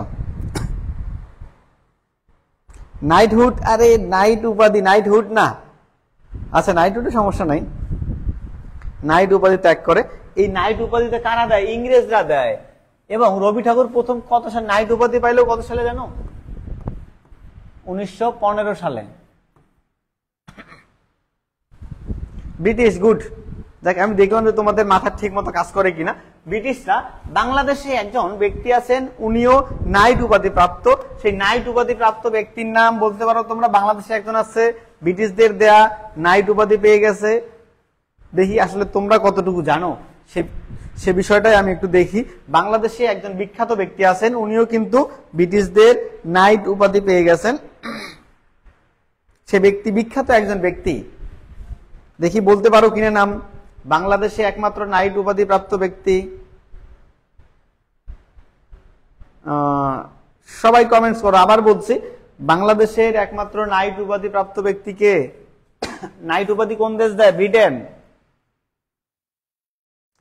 কারো কাছ থেকে অ্যান্সারটা আশা করছি যে কেউ অন্তত দিতে পারবা, না পারলে সহজ স্বীকার করতে স্যার মনে নাই।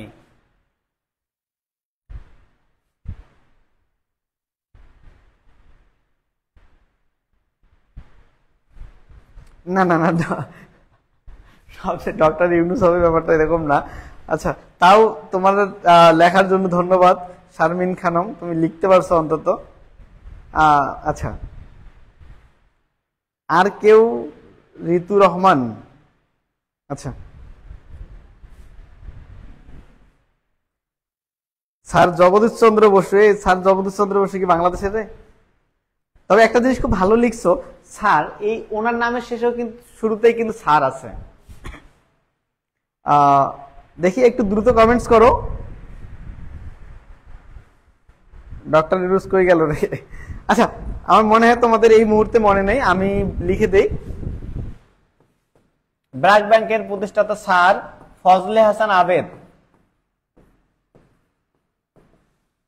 ফজলে হাসান আবেদ ইনি হচ্ছেন ব্র্যাক ব্যাংকের প্রতিষ্ঠাতা স্যার ফজলে হাসান আবেদ। স্যার জগদীশচন্দ্র বসু উনি তো একজন বিজ্ঞানী, কেমন?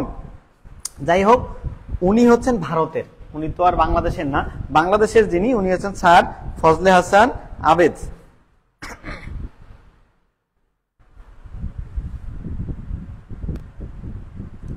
তাহলে আমরা দেখব স্যার ফজলে হাসান আবেদ, উনি হচ্ছেন বাংলাদেশের একমাত্র নাইট উপাধি প্রাপ্ত ব্যক্তি। আচ্ছা, আখলাকুর রহমান কি? আখলাকুর রহমান কে? শারমিন খানম। আচ্ছা, মাঝখানের সালগুলো আর খুব বেশি ইম্পর্টেন্ট না, আমরা কয়েকটা ব্যক্তির নাম লিখব। যেমন ধরো 1936 সালে একটা দল গঠন হয়,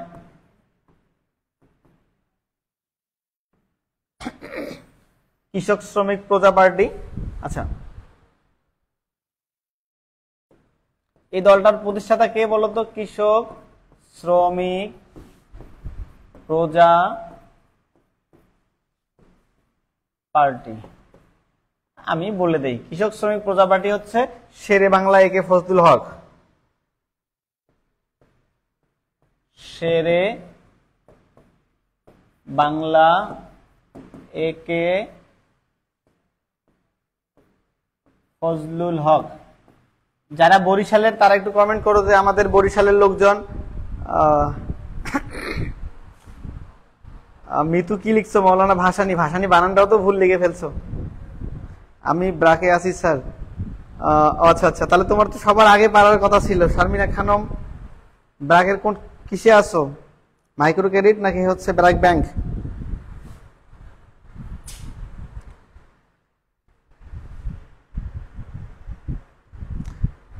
শেরে বাংলা একে ফজলুল হকের বাড়ি কোথায়? শোনো, আমি কিছু বলে নেই। শেরে বাংলা মানে বাংলার বাঘ। একে মানে হচ্ছে এ কে আবুল কাশেম ফজলুল হক, তার পুরো নাম হচ্ছে আবুল কাশেম ফজলুল হক। আচ্ছা, তার বাড়ি কোথায় বলো তো? এই ক্লাসে অনেকেই আসো। আচ্ছা, আবুল কাশেম ফজলুল হক, এনার বাড়ি কোথায়?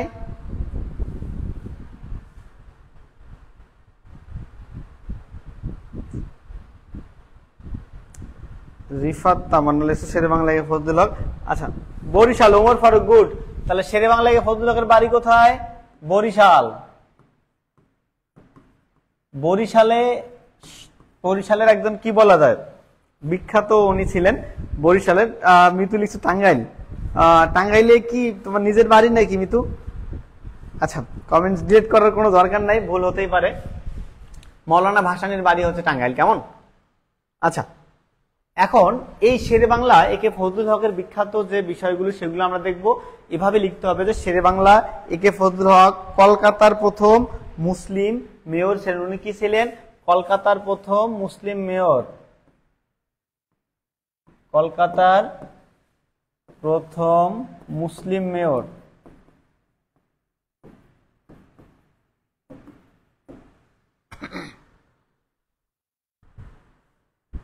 বরিশালের চাখারে। আচ্ছা, মাইক্রো ক্রেডিট অ্যাকাউন্ট, হ্যাঁ ভালো পোস্টেই তো আছো, সমস্যা নেই, আরো চেষ্টা করো আরো ভালো জায়গায় যাওয়ার। বাঘ নামে ডাকা হতো শেরে বাংলা। শেরে বাংলা মানেই কিন্তু বাংলার বাঘ। তাহলে ওনার বাড়ি কোথায়? বরিশালে। কেমন? আর উনি কি ছিলেন? কলকাতার প্রথম মুসলিম মেয়র ছিলেন। কলকাতার প্রথম কি ছিলেন? মুসলিম মেয়র ছিলেন। বাংলাদেশে যেখানে যেখানে ক্ষমতা, উনি কিন্তু সেখানে সবসময় ক্ষমতার মধ্যেই ছিলেন। কেমন? তার মধ্যে আরেকটা তার বিখ্যাত একটা কর্ম বলি, উনি হচ্ছেন অবিভক্ত বাংলার প্রথম মুখ্যমন্ত্রী। অবিভক্ত বাংলার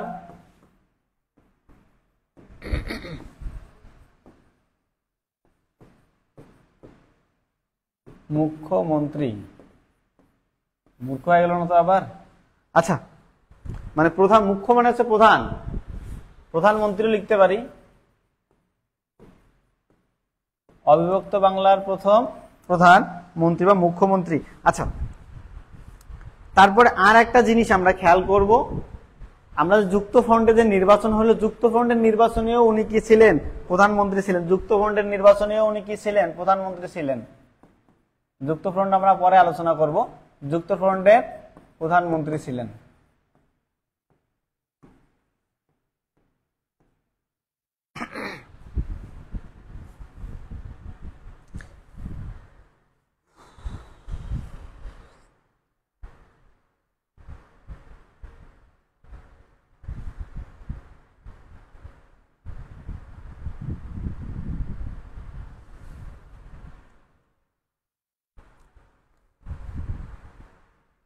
আচ্ছা, তাই এগুলো মুছে দিচ্ছি। কেমন? আমরা ওনার সম্পর্কে আরো জানবো, যেহেতু আমরা বাংলার ইতিহাসগুলো দেখব। আমরা হচ্ছে সিরিয়াল ওয়াইজ পড়বো যে আসলে কোন ঘটনার পরে কোন ঘটনাটা আসলো। আচ্ছা, একটা সহজ একটা প্রশ্ন বলি, দ্বিজাতি তত্ত্বের জনককে বলো তো? দ্বিজাতি তত্ত্ব। দ্বিজাতি তত্ত্ব অর্থাৎ দুইটা জাতি, একটা হচ্ছে মুসলিম জাতি, একটা হিন্দু জাতি, দুইটা পরস্পরে একসঙ্গে থাকতে পারে না, এরকম একটা তথ্য দিয়ে দিলেন কে? দ্বিজাতি তত্ত্ব। দ্বিজাতি তত্ত্ব কে দিল বলো তো?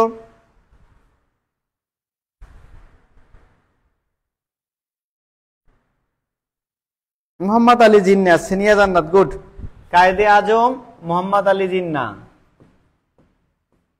মোহাম্মদ আলী জিন্নাহ। তবে একটা মজার বিষয় বলে রাখি, আমার ক্লাসগুলো যদি সবগুলো কেউ নিয়মিত করে থাকো, আমার কথাগুলো শুধু শুনেই রাখো, তাও সাধারণ জ্ঞানে অনেক পড়তে পারবা। আর সাম্প্রতিকগুলো তো নিজেকে দেখতেই হবে, সাম্প্রতিকগুলো যদি একটু দেখো, আমার ক্লাসগুলো যদি ধারাবাহিকভাবে করে থাকো, তাহলে আশা করি অন্তত সাধারণ জ্ঞানে কোনো পরীক্ষায় আর আটকানোর কোনো স্কোপ নাই। পরীক্ষাগুলো এই বিষয়গুলো বারবারই আসবে, যে ক্লাসগুলো আমি নেব আর কি। আচ্ছা, আমরা এবার ইম্পর্টেন্ট একটা জিনিস শিখে রাখবো। এখান থেকে একটা প্রশ্ন আসবেই আসবে, এখান থেকে বিসিএস এ প্রশ্ন আসে, অন্যান্য চাকরির পরীক্ষায়ও প্রশ্ন আসে। 1940 সালে কি হয় বলতো? লাহোর প্রস্তাব। আসলে আমরা এতদিন ধরে শুধু লাহোর প্রস্তাব করে আসি। আসলে লাহোর প্রস্তাবের বিষয়টা কি ছিল আমি বলে দিই। আমি জানি তোমরা এই বিষয়গুলো হয়তো জানো না ওইভাবে, অনেকে জানলে তো খুবই ভালো। 1940 সালের লাহোর প্রস্তাব, আগে লাহোর প্রস্তাবটা বলে নেই। লাহোর প্রস্তাব উপস্থাপন করে, এগুলো আমি পরে লিখে দেব। শেরে বাংলা একে ফজলুল হক কোথায় করে? লাহোরে। এই প্রস্তাব কে উপস্থাপন করে? লাহোর প্রস্তাব ফজলুল হক। আচ্ছা, লিখে দেই, ফজলুল হক এই প্রস্তাবগুলো কি করে? উপস্থাপন করে।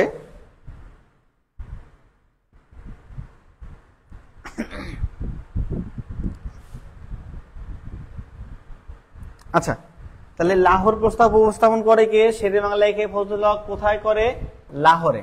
কত সালে? 1940 সালের 23 মার্চ। আচ্ছা, বিষয়গুলো একটু ক্লিয়ার করে তারপর দিয়ে দেই। 1940 সালের 23 মার্চ, 1940 সালের 23 মার্চ পাকিস্তানের লাহোরে শেরে বাংলাকে ফজলুল হক কি করেন? লাহোর প্রস্তাব উপস্থাপন করেন। আচ্ছা, এই যে লাহোর প্রস্তাব, এই প্রস্তাবটার মূলে কি ছিল? মূলত এই প্রস্তাবের কথা ছিল যে ভারতের উত্তর পূর্বাঞ্চলে যে সকল রাজ্য মুসলিম সংখ্যাগরিষ্ঠ তাদেরকে নিয়ে আলাদা আলাদা স্বাধীন রাষ্ট্র গঠন করা হোক। আমি আরেকবার বলি, ভারতের উত্তর পূর্বাঞ্চলে যে সকল অঞ্চল কি আছে মুসলিম সংখ্যাগরিষ্ঠ তাদেরকে দিয়ে বা তাদেরকে আলাদা আলাদা ভাবে স্বাধীন একটা রাষ্ট্র গঠন করা হোক।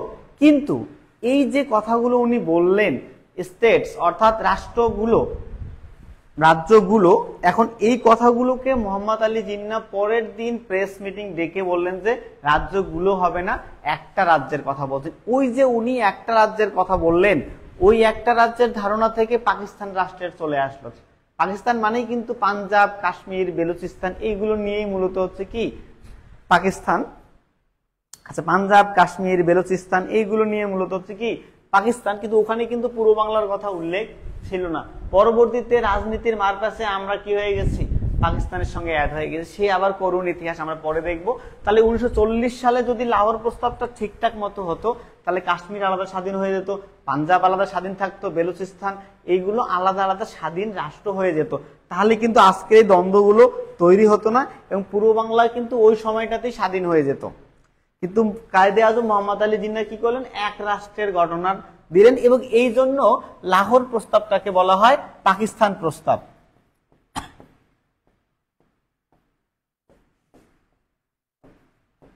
লাহোর প্রস্তাবটাকে কি বলা হয়? পাকিস্তান প্রস্তাব। অর্থাৎ ওই সময় কথা ছিল যে আলাদা আলাদা করে স্বাধীন রাষ্ট্র গঠন হবে, কিন্তু না, কায়েদে আজম মোহাম্মদ আলী জিন্নাহ সেটার ভুল ব্যাখ্যা দিলেন, বললেন যে একটা রাষ্ট্র হবে। এই জন্য কি হলো? এইখান থেকে পাকিস্তান রাষ্ট্রের একটা সূত্রাপাত হলো।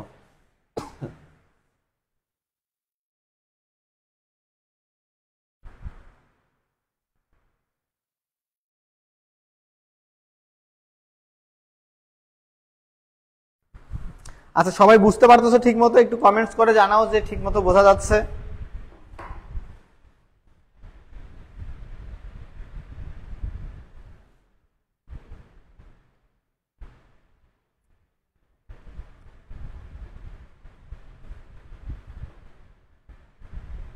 একটু দ্রুত কমেন্টস করতে হবে।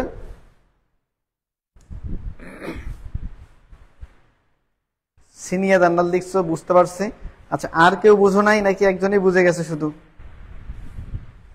হ্যাঁ, সীমা খাতুন। আচ্ছা, আমিনাও লিখে ফেলছো।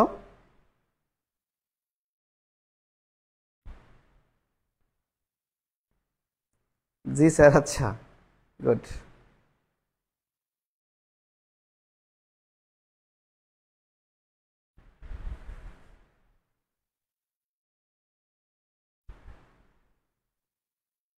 আলী আজম এই প্রথম কমেন্ট করছো, প্রথম কমেন্ট তোমার দেখলাম। তানসির মাহমুদ জিয়া, জিয়া বলছো জি। আচ্ছা, নতুন কমেন্ট করলে আমি দেখতেছি তোমাদের যে আসলে প্রথম কমেন্ট করতেছো কারা। রিফাত তামান্না, তোমার কমেন্ট এর আগেও দেখছি আমি। সীমা খাতুন, আচ্ছা, এখন থেকে আপনার সবগুলো ক্লাস দেখা যাবে স্যার? হ্যাঁ, অবশ্যই। কিন্তু এখান থেকে হচ্ছে এখন থেকে সব ক্লাসই হবে, নিয়মিত হবে আর কি। আর ক্লাস তো মিস করা যাবে না। যেদিন ক্লাস থাকবে সবাই খাতা কলম নিয়ে বসে পড়বে, আর না হলে পরবর্তী সময় আবার লিখে নেবে, সমস্যা নেই। এতটুকু এনশিওর করতে পারি, আমার সবগুলো ক্লাস যদি মনোযোগ দিয়ে সহকারে করো তাহলে সাধারণ জ্ঞানের আর কখনোই সমস্যা হবে না। অন্তত ধারাবাহিকভাবে বুঝতে পারবে যে কোন ঘটনার পরে কোন ঘটনাটা হচ্ছে। কেমন? এইগুলো সবগুলো হচ্ছে পেজে আপডেট দেওয়া হবে। কেমন? পেজে হয়তো এরপর আস্তে আস্তে রুটিন অনুযায়ী ক্লাসগুলো হবে, পেজের আপডেট দেওয়া হবে। কেমন? পেজে সবকিছুই আপডেট দেওয়া হবে, যে কখন ক্লাস হচ্ছে, কিভাবে হচ্ছে, সবকিছুই বলা হবে। আবার ক্লাস আবার এই বিষয়গুলো তোমাদের ক্লিয়ার জানানো হবে। কেমন? পেজেই সবকিছু দেওয়া হবে যে কোন দিন কোন ক্লাসটা হবে। তোমরা নিয়মিত ক্লাস করলে, তোমাদের বন্ধুদের ইনভাইট করলে আমরা হয়তো আরো বেশি ক্লাসগুলো তোমাদের দিতে পারবো। জান্নাত দেখো, এইগুলো তোমরা যদি তোমাদের বন্ধুদের মেনশন করো, ক্লাসের উপস্থিতির সংখ্যা বাড়াও, তাহলে হয়তো ক্লাসগুলো নিয়মিত হবে। এইগুলো ডিপেন্ড করবে তোমাদের উপর, কেমন? আচ্ছা, তোমাদের রেসপন্সের উপর। আমরা তো চাই যে তোমাদেরকে সর্বোচ্চ সেবা দিতে। আচ্ছা, ঠিক আছে, তাহলে আমরা এই পর্যন্ত গেলাম। এখন আমরা যে জিনিস আলোচনা করব, একটা প্রশ্ন লিখে দেব, তোমাদের অ্যান্সার করতে হবে।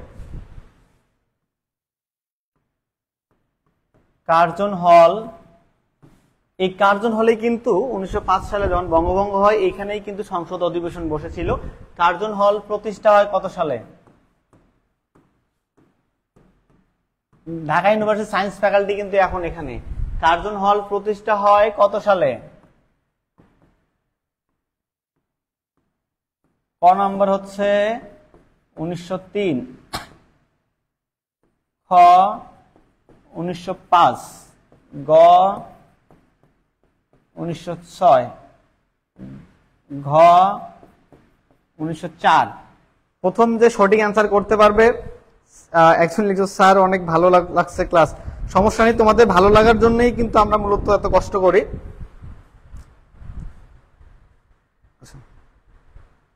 হ্যাঁ, এখন যদি মিস করে ফেলো, লাইভ ক্লাসের মজা একটু আলাদা, কিন্তু বিষয়টা হচ্ছে যে মিস করে গেলে আমাদের পেজে থাকবে, সেখান থেকে দেখে নেওয়া যাবে, কেমন?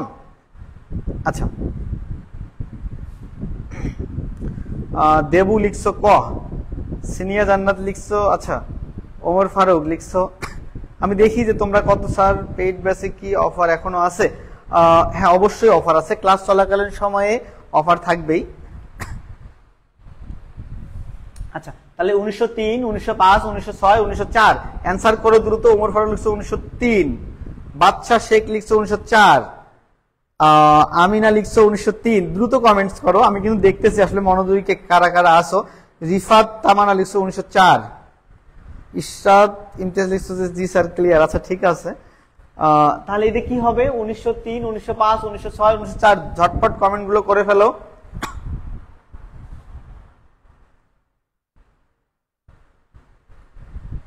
আর আমাদের একটা টার্গেট আছে, সেই টার্গেট হচ্ছে যে আমরা যাদেরকে নিচ্ছি আগামী ঈদে যেন সবাই আমরা খুশি মুখে থাকতে পারি যে হ্যাঁ, আমরা আগামী ঈদ চাকরি নিয়েই করতেছি, কেমন? এরকম কারা কারা আসো একটু হাত উঠে দেখাও তো আমাকে, যে ভাই আগামী ঈদের মধ্যেই আমি একটা চাকরি পেয়ে যাব এবং চাকরি নিয়েই ঈদটা কাটাবো। এরকম কারা কারা আসো আমাকে একটু বলো তো, আমি দেখি যে আসলে তোমাদের মধ্যে কতটা ইন্সপিরেশন কাজ করতেছে যে আসলে আমাকে 1 বছরের মধ্যে চাকরি পেতেই হবে, আগামী কুরবানির ঈদের মধ্যেই আমাদের কি করতে হবে? চাকরি পেতে হবে। এই উত্তরটা আমি পরে বলে দিচ্ছি। এরকম কারা কারা আসো আমাকে একটু জানাও যে ভাই আমি আসি, আমাকে এই আগামী ঈদের মধ্যেই চাকরি পেতেই হবে। সেভাবেই আমরা তোমাদেরকে প্রিপারেশন নেওয়াবো। সাদিয়া সুলতান অনেক পরে কমেন্ট করছো, কার্জন প্রতিষ্ঠা 1905 সালে। সবাই একটু বলো, আমি উত্তরটা বলে দিই ঝটপট। 1904 সালে কার্জন হল প্রতিষ্ঠা হয়। কিন্তু এরকম হ্যাডম কার আছে যে ভাই আমি আগামী 1 বছরের মধ্যেই চাকরি পেয়ে যাব, আমাকে পাইতেই হবে? আপনি পদ্ধতি বলে দেন কিভাবে আমি পড়বো। এরকম কারা কারা আছো দেখো, 3 জন মাত্র, 3 জন 4 জন। আচ্ছা, বাকিদের কি চাকরি পাওয়ার ইচ্ছা নাই নাকি?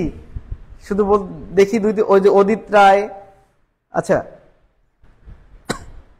অবশ্যই দোয়া করবো এবং তোমাদেরকে আমি সেই গাইডলাইনও দিয়ে দিব যাতে অন্তত ভালো একটা চাকরি পেতে পারো। আমি তো চাকরি হবে না কে বলছে, এখন থেকে তুমি যদি পড়াশোনা করো তাহলে কি হবে, তোমার প্রথম বছরেই হচ্ছে কি বিসিএস হয়ে যাবে। যারা পড়া শেষ তারা করবে, তুমি এখন থেকে প্রিপারেশন নাও বিসিএস এর জন্য বা আরো অন্যান্য ভালো যে জবগুলো আছে সেগুলোর জন্য। তাহলে এটা তো আরো অনেক ভালো হলো তোমার জন্য, তুমি 3rd ইয়ার থেকে প্রিপারেশন নিচ্ছ।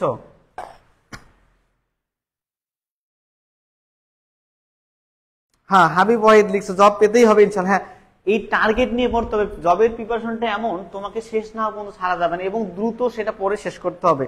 যত লেট করবে তত চাকরি পেতে অনেক কষ্ট হয়ে যাবে। রিফাত তামান্না বলছে ইনশাআল্লাহ। সীমা খাতুন গুড।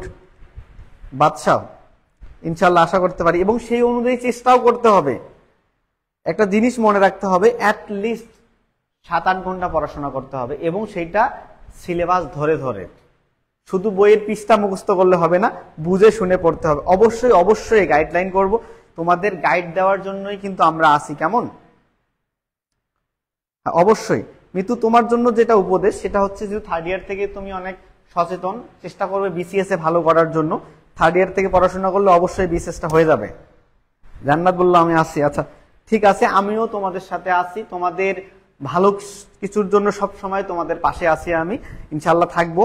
তাহলে আমরা যে প্রশ্নটা শিখলাম সেটা হচ্ছে কার্জনাল কত সালে প্রতিষ্ঠা হয়? 1904 সালে। সবার ইন্সপিরেশন দেখে আমার ভালো লাগলো, আমিও দোয়া করি তোমাদের জন্য খুব দ্রুত চাকরি বাকরি হয়ে যায়। আচ্ছা তাহলে আমরা এখন যে জিনিসটা জানবো সেটা হচ্ছে 1943 সাল। 1943 সালটা হচ্ছে, এই 1943 সালে বাংলাদেশে একটা কি হয়? ভয়াবহ দুর্ভিক্ষ হয়। জব মাস্ট বি, অবশ্যই দেখো আমরা যেহেতু পড়াশোনা করছি আমাদের প্রথম টার্গেট হচ্ছে জব, আর জবের মার্কেটটা কিন্তু এত কি বলা যায় যে এত খুব অ্যাভেলেবল না যে আমি পড়লেই সাথে সাথে পাবো, এটার জন্য সাধনা লাগবে, সাধনা করলেই কিন্তু কি হবে? অবশ্যই হবে। আচ্ছা সবার জব দরকার, কিন্তু এই জিনিসটা মাথায় রাখতে হবে যারা হচ্ছে জব দেয় তারা সবসময় বেটার লোকজন খোঁজে। তাহলে আমাদের কি হতে হবে? বেটার হইতে হবে, একবারে বেস্ট। যে বেটার কেন বললাম? যে অনেকের থেকে কে বেটার তাকে নিচ্ছে, যে বেস্ট তাকে নিচ্ছে। তো এই জন্য কি হতে হবে? আমাদেরকে বেস্ট একটা প্রিপারেশন নিয়ে যেতে হবে যাতে আমরা এই কম্পিটিশনের যুগে খুব দ্রুত চাকরিটা পেতে পারি। আর আমি জানি যারা বেকার, আমি নিজেও একসময় বেকার ছিলাম, তো বেকারদের অনেক কষ্ট। তো আমি চাই না আমার ক্লাসে যারা করো, আমার যারা স্টুডেন্ট তারা খুব বেশি দিন বেকার থাকুক, কেমন? আচ্ছা অবশ্যই অবশ্যই করব, কোনো সমস্যা নেই। আচ্ছা 1943 সালে আমরা দেখো বাংলাদেশে একটা ভয়াবহ দুর্ভিক্ষ হয়। দুর্ভিক্ষ, আচ্ছা দুর্ভিক্ষ মানে কি জানো? দুর্ভিক্ষ অর্থাৎ ভিক্ষার অভাব, কেমন? মেডিকেল স্টুডেন্টের জন্য, অবশ্যই মেডিকেল স্টুডেন্টের জন্য বেশিরভাগ জিকে গুলোই কিন্তু মুক্তিযুদ্ধ কেন্দ্রিক এবং আমাদের বাংলাদেশ কেন্দ্রিক আসে। তো এই ক্লাসগুলো সবার জন্য, যারা বিসিএস দিবে তাদের জন্যও লাগবে, যারা হচ্ছে ধর স্পেশাল বিসিএস দাও তাদের জন্যও লাগবে। কারণ কি আমি সেই অনুযায়ী পড়াচ্ছি। এডমিশন টেস্টে যারা দিচ্ছ তাদের জন্যও লাগবে। রিটেনের বিস্তারিত আলোচনা অবশ্যই করব, যেহেতু ক্লাস শুরু হয়ে গেল আস্তে আস্তে তোমাদের চাহিদা অনুযায়ী সেই বিষয়গুলো কিন্তু আমি আলোচনা করব, কেমন? হাবিব ওয়াহিদ গুড, এরকম মিশন নিতে হবে যে আমি খুব দ্রুতই সাকসেস হব, তাহলে কিন্তু সম্ভব। কিন্তু যদি কচ্ছপের গতিতে আগাও তাহলে কিন্তু হবে না, তোমাকে পড়তে হবে সেই অনুপাতেই, কেমন? আচ্ছা 1943 সালে ভয়াবহ দুর্ভিক্ষ। দুর্ভিক্ষ মানে হচ্ছে ভিক্ষার অভাব, অর্থাৎ এমন একটা সিচুয়েশন যে এই অবস্থায় কেউ কাউকে ভিক্ষা দেওয়ার মতো অবস্থানেও নাই, এই জন্য এটাকে বলা হয় দুর্ভিক্ষ। 1943 সালে যে দুর্ভিক্ষ হইলো, এই দুর্ভিক্ষকে বলা হয় 50-এর মনন্তর। আবার বলি, 1943 সালে যে দুর্ভিক্ষটা হইলো এটাকে বলা হয় 50-এর মনন্তর। মনে করে রাখবে 1943 সাল ইংরেজি 1943 সালে যে দুর্ভিক্ষটা হয় এটাকে বলা হয় 50-এর মনন্তর, এবং এইটা বাংলায় 1350 সাল। তাহলে বাংলায় যেহেতু 1350 সাল, এই জন্য বলা হচ্ছে 50-এর মনন্তর। একজন কমেন্ট করে ফেলতেছো, মুস্তাফিজুর রহমান।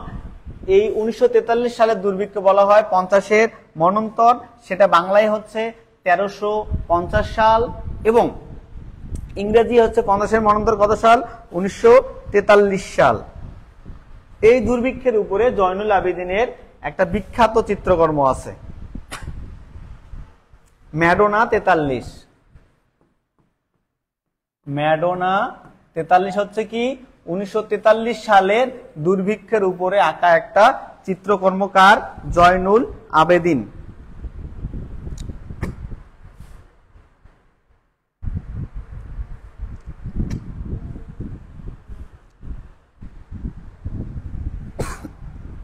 আচ্ছা আরেকবার আমরা দেখি জয়নুল আবেদিনের দুর্ভিক্ষের উপরে একটা বিখ্যাত চিত্রকর্ম, সেটার নাম হচ্ছে কি ম্যাডোনা 43। আপাতত ক্লাসগুলো করো, আমি ক্লাসেই সবকিছু বলে দেবো যে কোন বই কিনতে হবে, কোন বই থেকে। দেখো বই তো একটা দুটো অবশ্যই লাগবে যেটা তোমাকে হেল্প করবে, আর আমি হচ্ছে সেই বিষয়গুলো সাজাই দিব যে কোনগুলো কিভাবে পড়তে হবে, কেমন? আর সীমা খাতুন সুন্দর করে লিখছো 1943 সাল ইকুয়াল দুর্ভিক্ষ, 43 সালের দুর্ভিক্ষ, এটাকে বলা হয় 50-এর মনন্তর।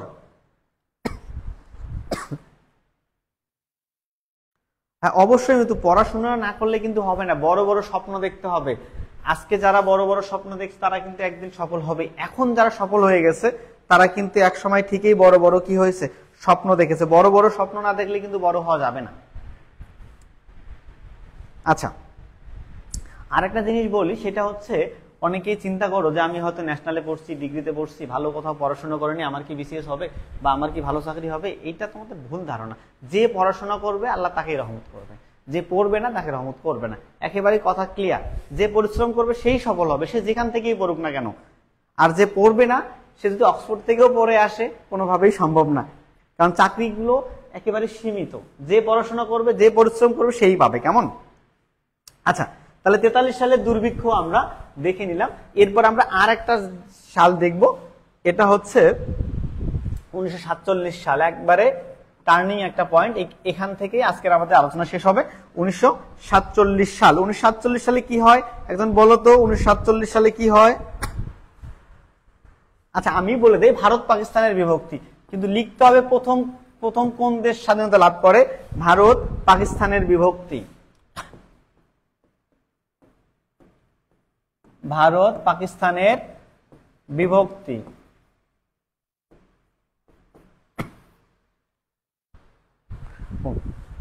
ভারত পাকিস্তানের বিভক্তি হয়ে গেল 1947 সালে। এখন কিছু জিনিস বলি, একটু মনোযোগ দিয়ে শুনতে হবে। 1905 সালে যখন বঙ্গভঙ্গ হলো, তখন কিন্তু পশ্চিম বাংলার মানুষজন সবাই আন্দোলন করলো, আন্দোলন করে এটাকে রদ করলো। কিন্তু 1947 সালে এত বড় দেশ ভাগ হয়ে গেল, কেউ কোনো কথা বললো না, কোনো রক্তপাত হলো না। কেন? এর কারণটা হচ্ছে 1905 সালে ব্রিটিশরা ক্ষমতায় ছিল, দেশ ভাগ হয়ে গেলে কারো কোনো লাভ লস কিছু নাই। কিন্তু 47 সালে যদি দেশটা কি হয়, ভাগ হয়ে যায়, তাহলে ওই সময়কার যারা বড় বড় লিডার আছে তারা কি পাবে? সেই দেশের হত্যা করা তারাই হবে, তারাই সেখানকার কি হবে? প্রধানমন্ত্রী হবে, মন্ত্রী হবে, বা ধরো রাষ্ট্রপতি হবে। তার মানে কি একটা স্বার্থ থাকতেছে। কিন্তু 5 সালে কি স্বার্থ ছিল না। 47 সালে বড় লিডার যেমন ধরো কায়েদে আজম মোহাম্মদ আলী জিন্নাহ, সে হলো পাকিস্তানের প্রধান হয়ে গেল। অপরদিকে জওহরলাল নেহরু, উনি কোথায় হয়ে গেলেন? উনি হয়ে গেলেন ভারতের। তো এইভাবে করেই কিন্তু ক্ষমতার দ্বন্দ্বের কারণেই তারা ওই সময়টাতে কি করলো, আর কেউ কোনো কথা বললো না, যে যার মতো ভাগ বটরা করে নিয়ে নিল। এই যে ভারত পাকিস্তানের বিভক্তি হয়ে গেল। আমরা দেখব প্রথম স্বাধীনতা লাভ করে 14 আগস্ট পাকিস্তান, আর 15 আগস্ট কি হয়ে গেল বলতো? ভারত স্বাধীনতা লাভ করলো।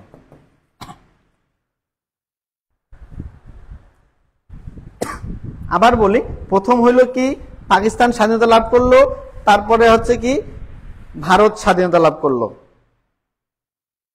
এই যে দুটো দেশ হয়ে গেল, মাঝখান থেকে আমরা কোথায় পড়ে গেলাম? আমরা রাজনীতির মারপ্যাচে আমরা আমাদের থেকে 1700 কিলোমিটার দূরে একটা জায়গার সঙ্গে, ভারত পাকিস্তানের সঙ্গে আমরা এক হয়ে গেলাম।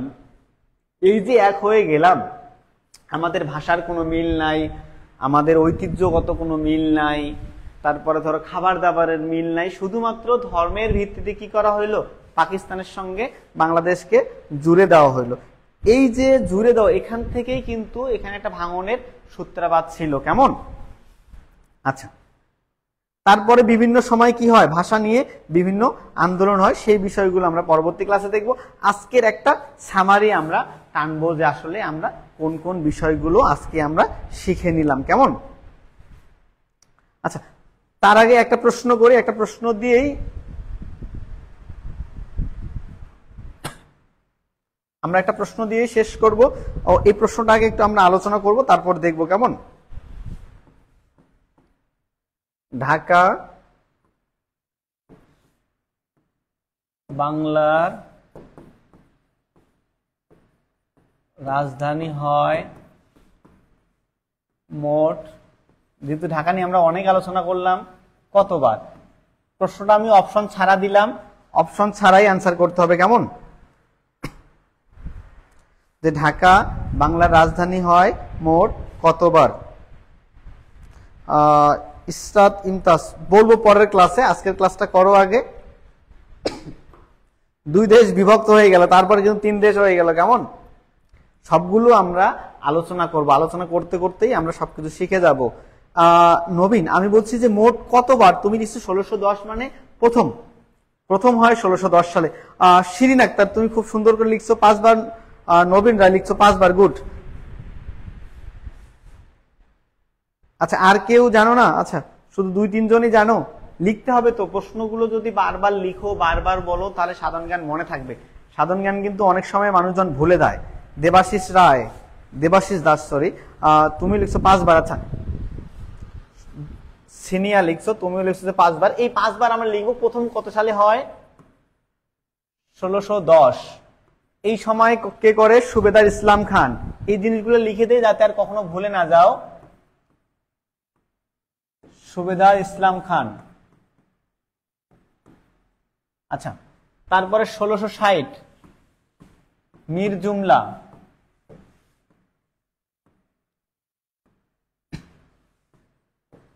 1905 ইংরেজ বা লর্ড কার্জন।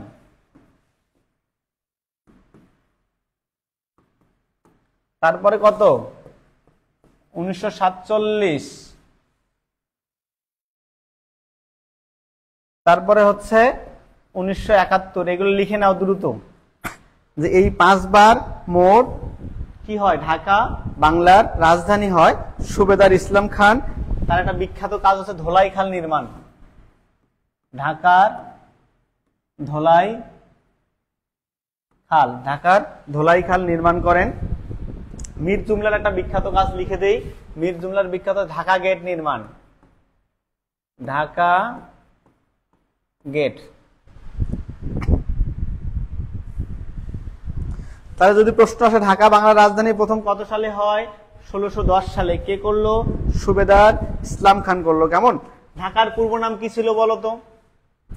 ঢাকার পূর্ব নাম জাহাঙ্গীরনগর।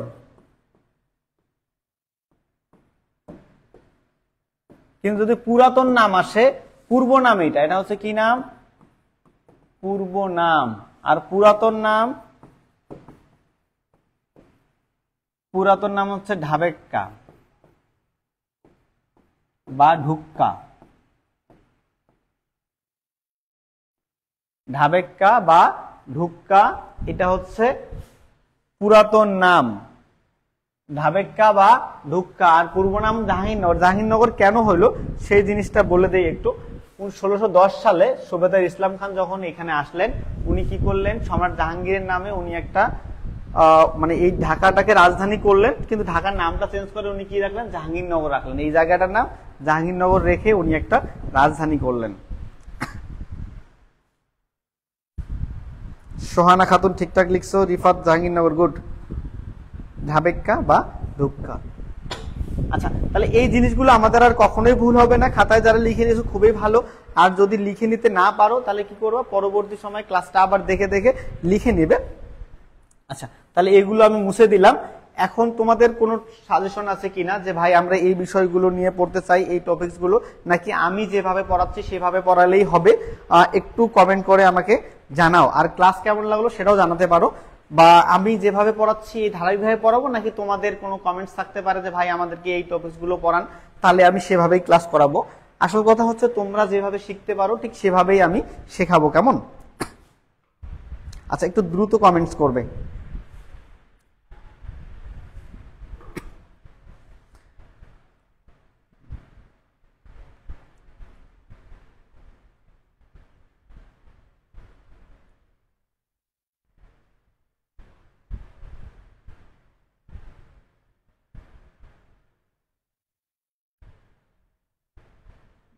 দেবু লিখছো যে ভালো। আচ্ছা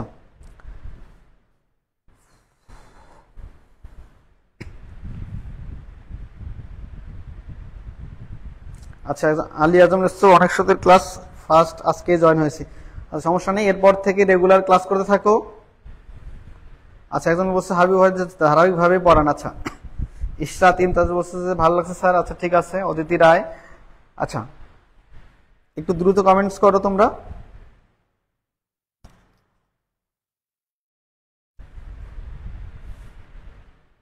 আচ্ছা আরো সুন্দর সুন্দর ক্লাসগুলো পেতে তোমরা হচ্ছে পেইড ব্যাচে আমাদের জয়েন করে ফেলো। পেইড ব্যাচে জয়েন করলে আরো হয়তো সুন্দর সুন্দর ক্লাসগুলো পাবে ধারাবাহিকভাবে। এগুলো তো ফ্রি ক্লাস, পেইড ব্যাচের ক্লাসগুলো কিন্তু আরো সুন্দর হবে ওখানে। কেমন? উমর ফারুক লিখছো আচ্ছা আজকে। রিফাত তামান্না বলছো আজকে ফার্স্টে জয়েন করছি। আশা করি তোমরা আরো ক্লাসগুলো করবে, এগুলো ক্লাসগুলো করলেই উপকৃত হবে। কেমন? আচ্ছা, অনেকেই বলছো যে আজকেই জয়েন করছি, একটু আগেই জয়েন করছো। আচ্ছা, সমস্যা নেই, এরপর গুলো নিয়মিত ক্লাসগুলো করবে। মিতু বলছো যে ক্লাস ভালো লেগেছে, তোমাদের ভালো লাগার জন্যই কিন্তু আমাদের এই আয়োজন। কেমন? আচ্ছা, মহসিন আক্তার, তোমাদের কোনো পরামর্শ থাকলে তোমরা বলতে পারো যে স্যার এইভাবে নেন, প্রতিটা ক্লাস ফিডব্যাক নিলে হবে। আচ্ছা, যাক, জিয়া বলছো যে অবশ্যই ফিডব্যাক থাকবে, কারণ ক্লাসের তোমাদের ভালো লাগার জন্যই কিন্তু আমাদের এই আয়োজনগুলো। কেমন? আচ্ছা, তোমাদের যদি কারো কোনো পরামর্শ থাকে ক্লাসের ব্যাপারে তোমরা বলতে পারো। আর যারা জয়েন হওনি আমাদের পেইড ব্যাচে, সেখান থেকে পেইড ব্যাচে জয়েন করে ফেলো। কেমন? তাহলে অন্তত আরো সুন্দর সুন্দর ক্লাসগুলো পাবে। হ্যাঁ, অবশ্যই আমি তাহলে ধারাবাহিকভাবে ক্লাসগুলো নেব, তোমাদের মতামতটাও নেব, কারণ তোমরা যেহেতু শিখবে তোমাদের মতামতটা আগে আমি প্রায়োরিটি দিব। আচ্ছা, তাহলে ঠিক আছে, তোমরা ভালো থেকো, সুস্থ থেকো, আগামী ক্লাসে দেখা হবে ইনশাল্লাহ। আসসালামু আলাইকুম। তো ক্লাসটি আশা করি খুবই চমৎকার লেগেছে সবারই, কারণ আজকে আমাদের এটা হচ্ছে সম্পূর্ণ ফ্রি ক্লাস ছিল। পেজে সবাই অনেকেই অনেক প্রশ্ন করেছিলেন যে স্যার আমাদের এখানে যে ক্লাসগুলো হচ্ছে, ক্লাসগুলা যেহেতু আমাদের এটা নতুন পেজ হিসাবে আমাদের স্টুডেন্ট সংখ্যা যারা ছিল আশা করি সবাই স্যাটিসফাইড। আর আমি কিন্তু বরাবর একটা কথা বলি যে যতটা আমরা না প্রত্যাশা করি বা আপনারা যতটা প্রত্যাশা করেন আমাদের থেকে, আমরা তার থেকে বেশি দিয়ে থাকি। আমার ইংলিশ যে কোর্সগুলো ছিল সেখানেও দেখেছেন। আর সবচেয়ে বড় কথা, আমি কিন্তু পূর্বে গত পরশুদিন সম্ভবত একটা পোস্ট দিয়েছিলাম, যে পোস্টে যেটা আমার আসলেই খুব ভালো লেগেছে, যে পোস্টে প্রায় 50+ কমেন্টস পড়েছে, যেখানে আমাদের পেইড ব্যাচের স্টুডেন্টরা কমেন্ট করছে সব, যে তাদের ক্লাসগুলো কেমন লাগছে, এবং সবাই ওখানে খুবই খুবই পজিটিভ ফিডব্যাক দিয়েছে। তো যাই হোক, আশা করি এটা কিন্তু আজকে যে ক্লাসটা আমি ভেবেছিলাম আজকে পেইড ব্যাচে নিব, তারপরেও ভাবলাম যে আমাদের পেইড ব্যাচে যে সকল টিচাররা ক্লাস নিবেন সেই সকল টিচারদের একটি করে ক্লাস আমি ওপেন পেজে রাখছি। তো এই জন্যই রাখছি যেন আপনি বুঝতে পারেন আমরা কিন্তু খুব নামমাত্র একটা ফিতে ভর্তি নিচ্ছি। আশেপাশে হয়তো বা ক্লাস করবেন, সব জায়গায় তুলনামূলকভাবে সবাই চেষ্টা করে আমার যতটুকু ধারণা যে ভালো ক্লাস দেওয়ার, বাট ভালো ক্লাসের সঙ্গে ভালো পেমেন্টেরও একটা সংযোগ থাকে। তো আমরা যেটা করি সেটা হচ্ছে সাধ্যের মধ্যে সবটুকু যেটাকে বলা হয়, অর্থাৎ আপনার কাছ থেকে ঠিক যেটা না নিলেই নয় সেই রকম একটা অ্যামাউন্ট আমরা নিচ্ছি। আমি যেমন আজকে বলেছিলাম যারা ক্লাস চলাকালীন সময়ে আপনারা যারা ভর্তি হবেন তারা 750 টাকা, অনলি 750 টাকায় আমাদের প্রাইমারি যে ব্যাচটা আছে প্রাইমারি, আর একটা হচ্ছে আমাদের এনটিআরসি কিন্তু খুব সুন্দর একটা গুড নিউজ আছে। এনটিআরসি কিন্তু আপনারা জানেন যে এভরিথিং প্রায় রেডি। আমার যতটুকু ধারণা নেক্সট 7 ডেজের মধ্যে হয়তো বা একটা কিছু খুব ভালোভাবে অফিসিয়ালি পাবলিশ হবে, খুব ভালোভাবে, যেটা আপনাদের সকলের জন্য হয়তো বা ভালো একটা কিছু অপেক্ষা করছে। আর প্রাইমারির ব্যাপারটা তো আমি এর আগে একদিন আলোচনা করেছি যে প্রাইমারিতে সব মিলিয়ে আমি গতদিন আবার দেখলাম আর একটা নিউজ, আমার একটা আইডিয়া ছিল যেটা হচ্ছে 80,000 এর মতো ছিল, প্রায় 18,000 মতো পদ ফাঁকা ছিল, যেটা আবার পরবর্তীতে গত পরশুদিন একটা নিউজ দেখলাম যেখানে 44,000 বলছে যে 44,000 মতো পদ ফাঁকা আছে। হয়তোবা অনেকগুলা পদ রিসেন্ট আবার তৈরি হয়েছে, এমন একটা কিছু হচ্ছে। তো যাই হোক, আমাদের এনটিআরসি আর প্রাইমারি এই দুইটা ব্যাচ ছাড়াও আরেকটা হচ্ছে 11 থেকে 20তম গ্রেড। এই যে একটা জায়গা 11 থেকে 20 গ্রেড, এই জায়গা কিন্তু খুব বড় একটা সুযোগ। বাংলাদেশের প্রেক্ষাপটে সবচাইতে বেশি চাকরি হয় মানুষের সর্বপ্রথম যেই জায়গায়, সেটা হচ্ছে 11 থেকে 20তম গ্রেডে। আর এখানে ইন্টার পাস করেও পরীক্ষা দিতে পারে, বিভিন্ন ধরনের মন্ত্রণালয়ের কাম, কম্পিউটার, এই সেই হ্যান হাবিজাবি প্রচুর আছে। শুধু আপনাকে দেখে এখানে অ্যাপ্লাই করতে হবে, সামান্য একটু প্রিপারেশন নিব, কারণ ভালো স্টুডেন্ট যারা মোটামুটি ভাবে অনেক সিরিয়াসলি পড়াশোনা করে এরা কিন্তু এই জায়গাগুলোতে অ্যাপ্লাই কম করে। যেহেতু এখানে অ্যাপ্লাই কম করে, তাহলে এখানে আমি বলবো যাদের সময় আছে এখনো, তারা প্রাথমিক অবস্থায় একটা 11 থেকে 20তম গ্রেডের জব নিয়ে নিব, এরপরে খুব সিরিয়াসলি আবার পড়াশোনা করতে থাকবো যখন নিজের পায়ের নিচে মাটি থাকবে। কারণ ওই যে বললাম যে আমরা সবাই জব পেতে চাই, জব এরকম জিনিস না রাস্তায় পড়ে আছে গিয়ে পাবো আমি এরকম। আপনাকে জব তুলে নিতে হবে, রাস্তায় না, বাংলাদেশের বিভিন্ন সেক্টরে জব পড়ে আছে, আপনাকে তুলে নিতে হবে। এখন এই ক্ষেত্রে যার যত দৌড় থাকবে সে তত আগে পিক আপ করতে পারবে, হিসাবটা হচ্ছে এরকম। তো যাই হোক, আমার কিন্তু প্রত্যেকটা সপ্তাহে আমাদের 4টি করে ক্লাস হবে। আমাদের 4টি করে ক্লাসের একবারে ডে ফিক্সড করা আছে। আমি এই পুরো রানিং মাসের রুটিনটা অলরেডি দিয়ে দিয়েছি যে কোন দিন আমাদের জিকে ক্লাস হবে। গত পরশুদিন আমাদের বাংলা ক্লাস হয়েছে, তার আগে ম্যাথ ক্লাস হয়েছে। এরকম রুটিন অনুসারে ক্লাস চলতে থাকবে। পেইড ব্যাচে যারা যুক্ত হবে তারা পেইড ব্যাচে এই ক্লাস চলাকালীন সময়েই কি করবা, আমি কিন্তু নাম্বারটা একটু আগে দিয়ে দিয়েছিলাম, 01970214735। হোয়াটসঅ্যাপ করতে হবে অবশ্যই অফার নিতে হলে, হোয়াটসঅ্যাপ ছাড়া, কারণ আমাদের বাকি অংশগুলো আমাদের স্টাফরা রিপ্লাই দেয়, তারা এই হোয়াটসঅ্যাপে না করলে ইনবক্সটা আমরা কিন্তু আপনাকে দিতে পারবো না, কারণ হোয়াটসঅ্যাপটা সরাসরি আমি মেনটেন করি। ওকে, তো যাই হোক, সবাই ভালো থাকবেন, সুস্থ থাকবেন। শুরু থেকে শেষ পর্যন্ত সকলে ছিলেন যারা, এরা হচ্ছে আমাদের সেই গোল্ডেন স্টুডেন্ট, যেহেতু আমাদের ব্যাচটা হচ্ছে গোল্ডেন ব্যাচ, আর এই গোল্ডেন ব্যাচে সেই গোল্ডেন স্টুডেন্ট গুলাই মূলত এই রাত্রে 10:30 পর্যন্ত ছিল আমাদের সঙ্গে। শুরুতে অনেকেই আবেগে ছিল, আর লাস্টে যারা তারা বিবেক দিয়ে আছে। তো যাই হোক, সবাই ভালো থাকবেন, সুস্থ থাকবেন। আবার নেক্সট ক্লাসে দেখা হবে। আজকের মতো বিদায় নিচ্ছি, আল্লাহ হাফেজ।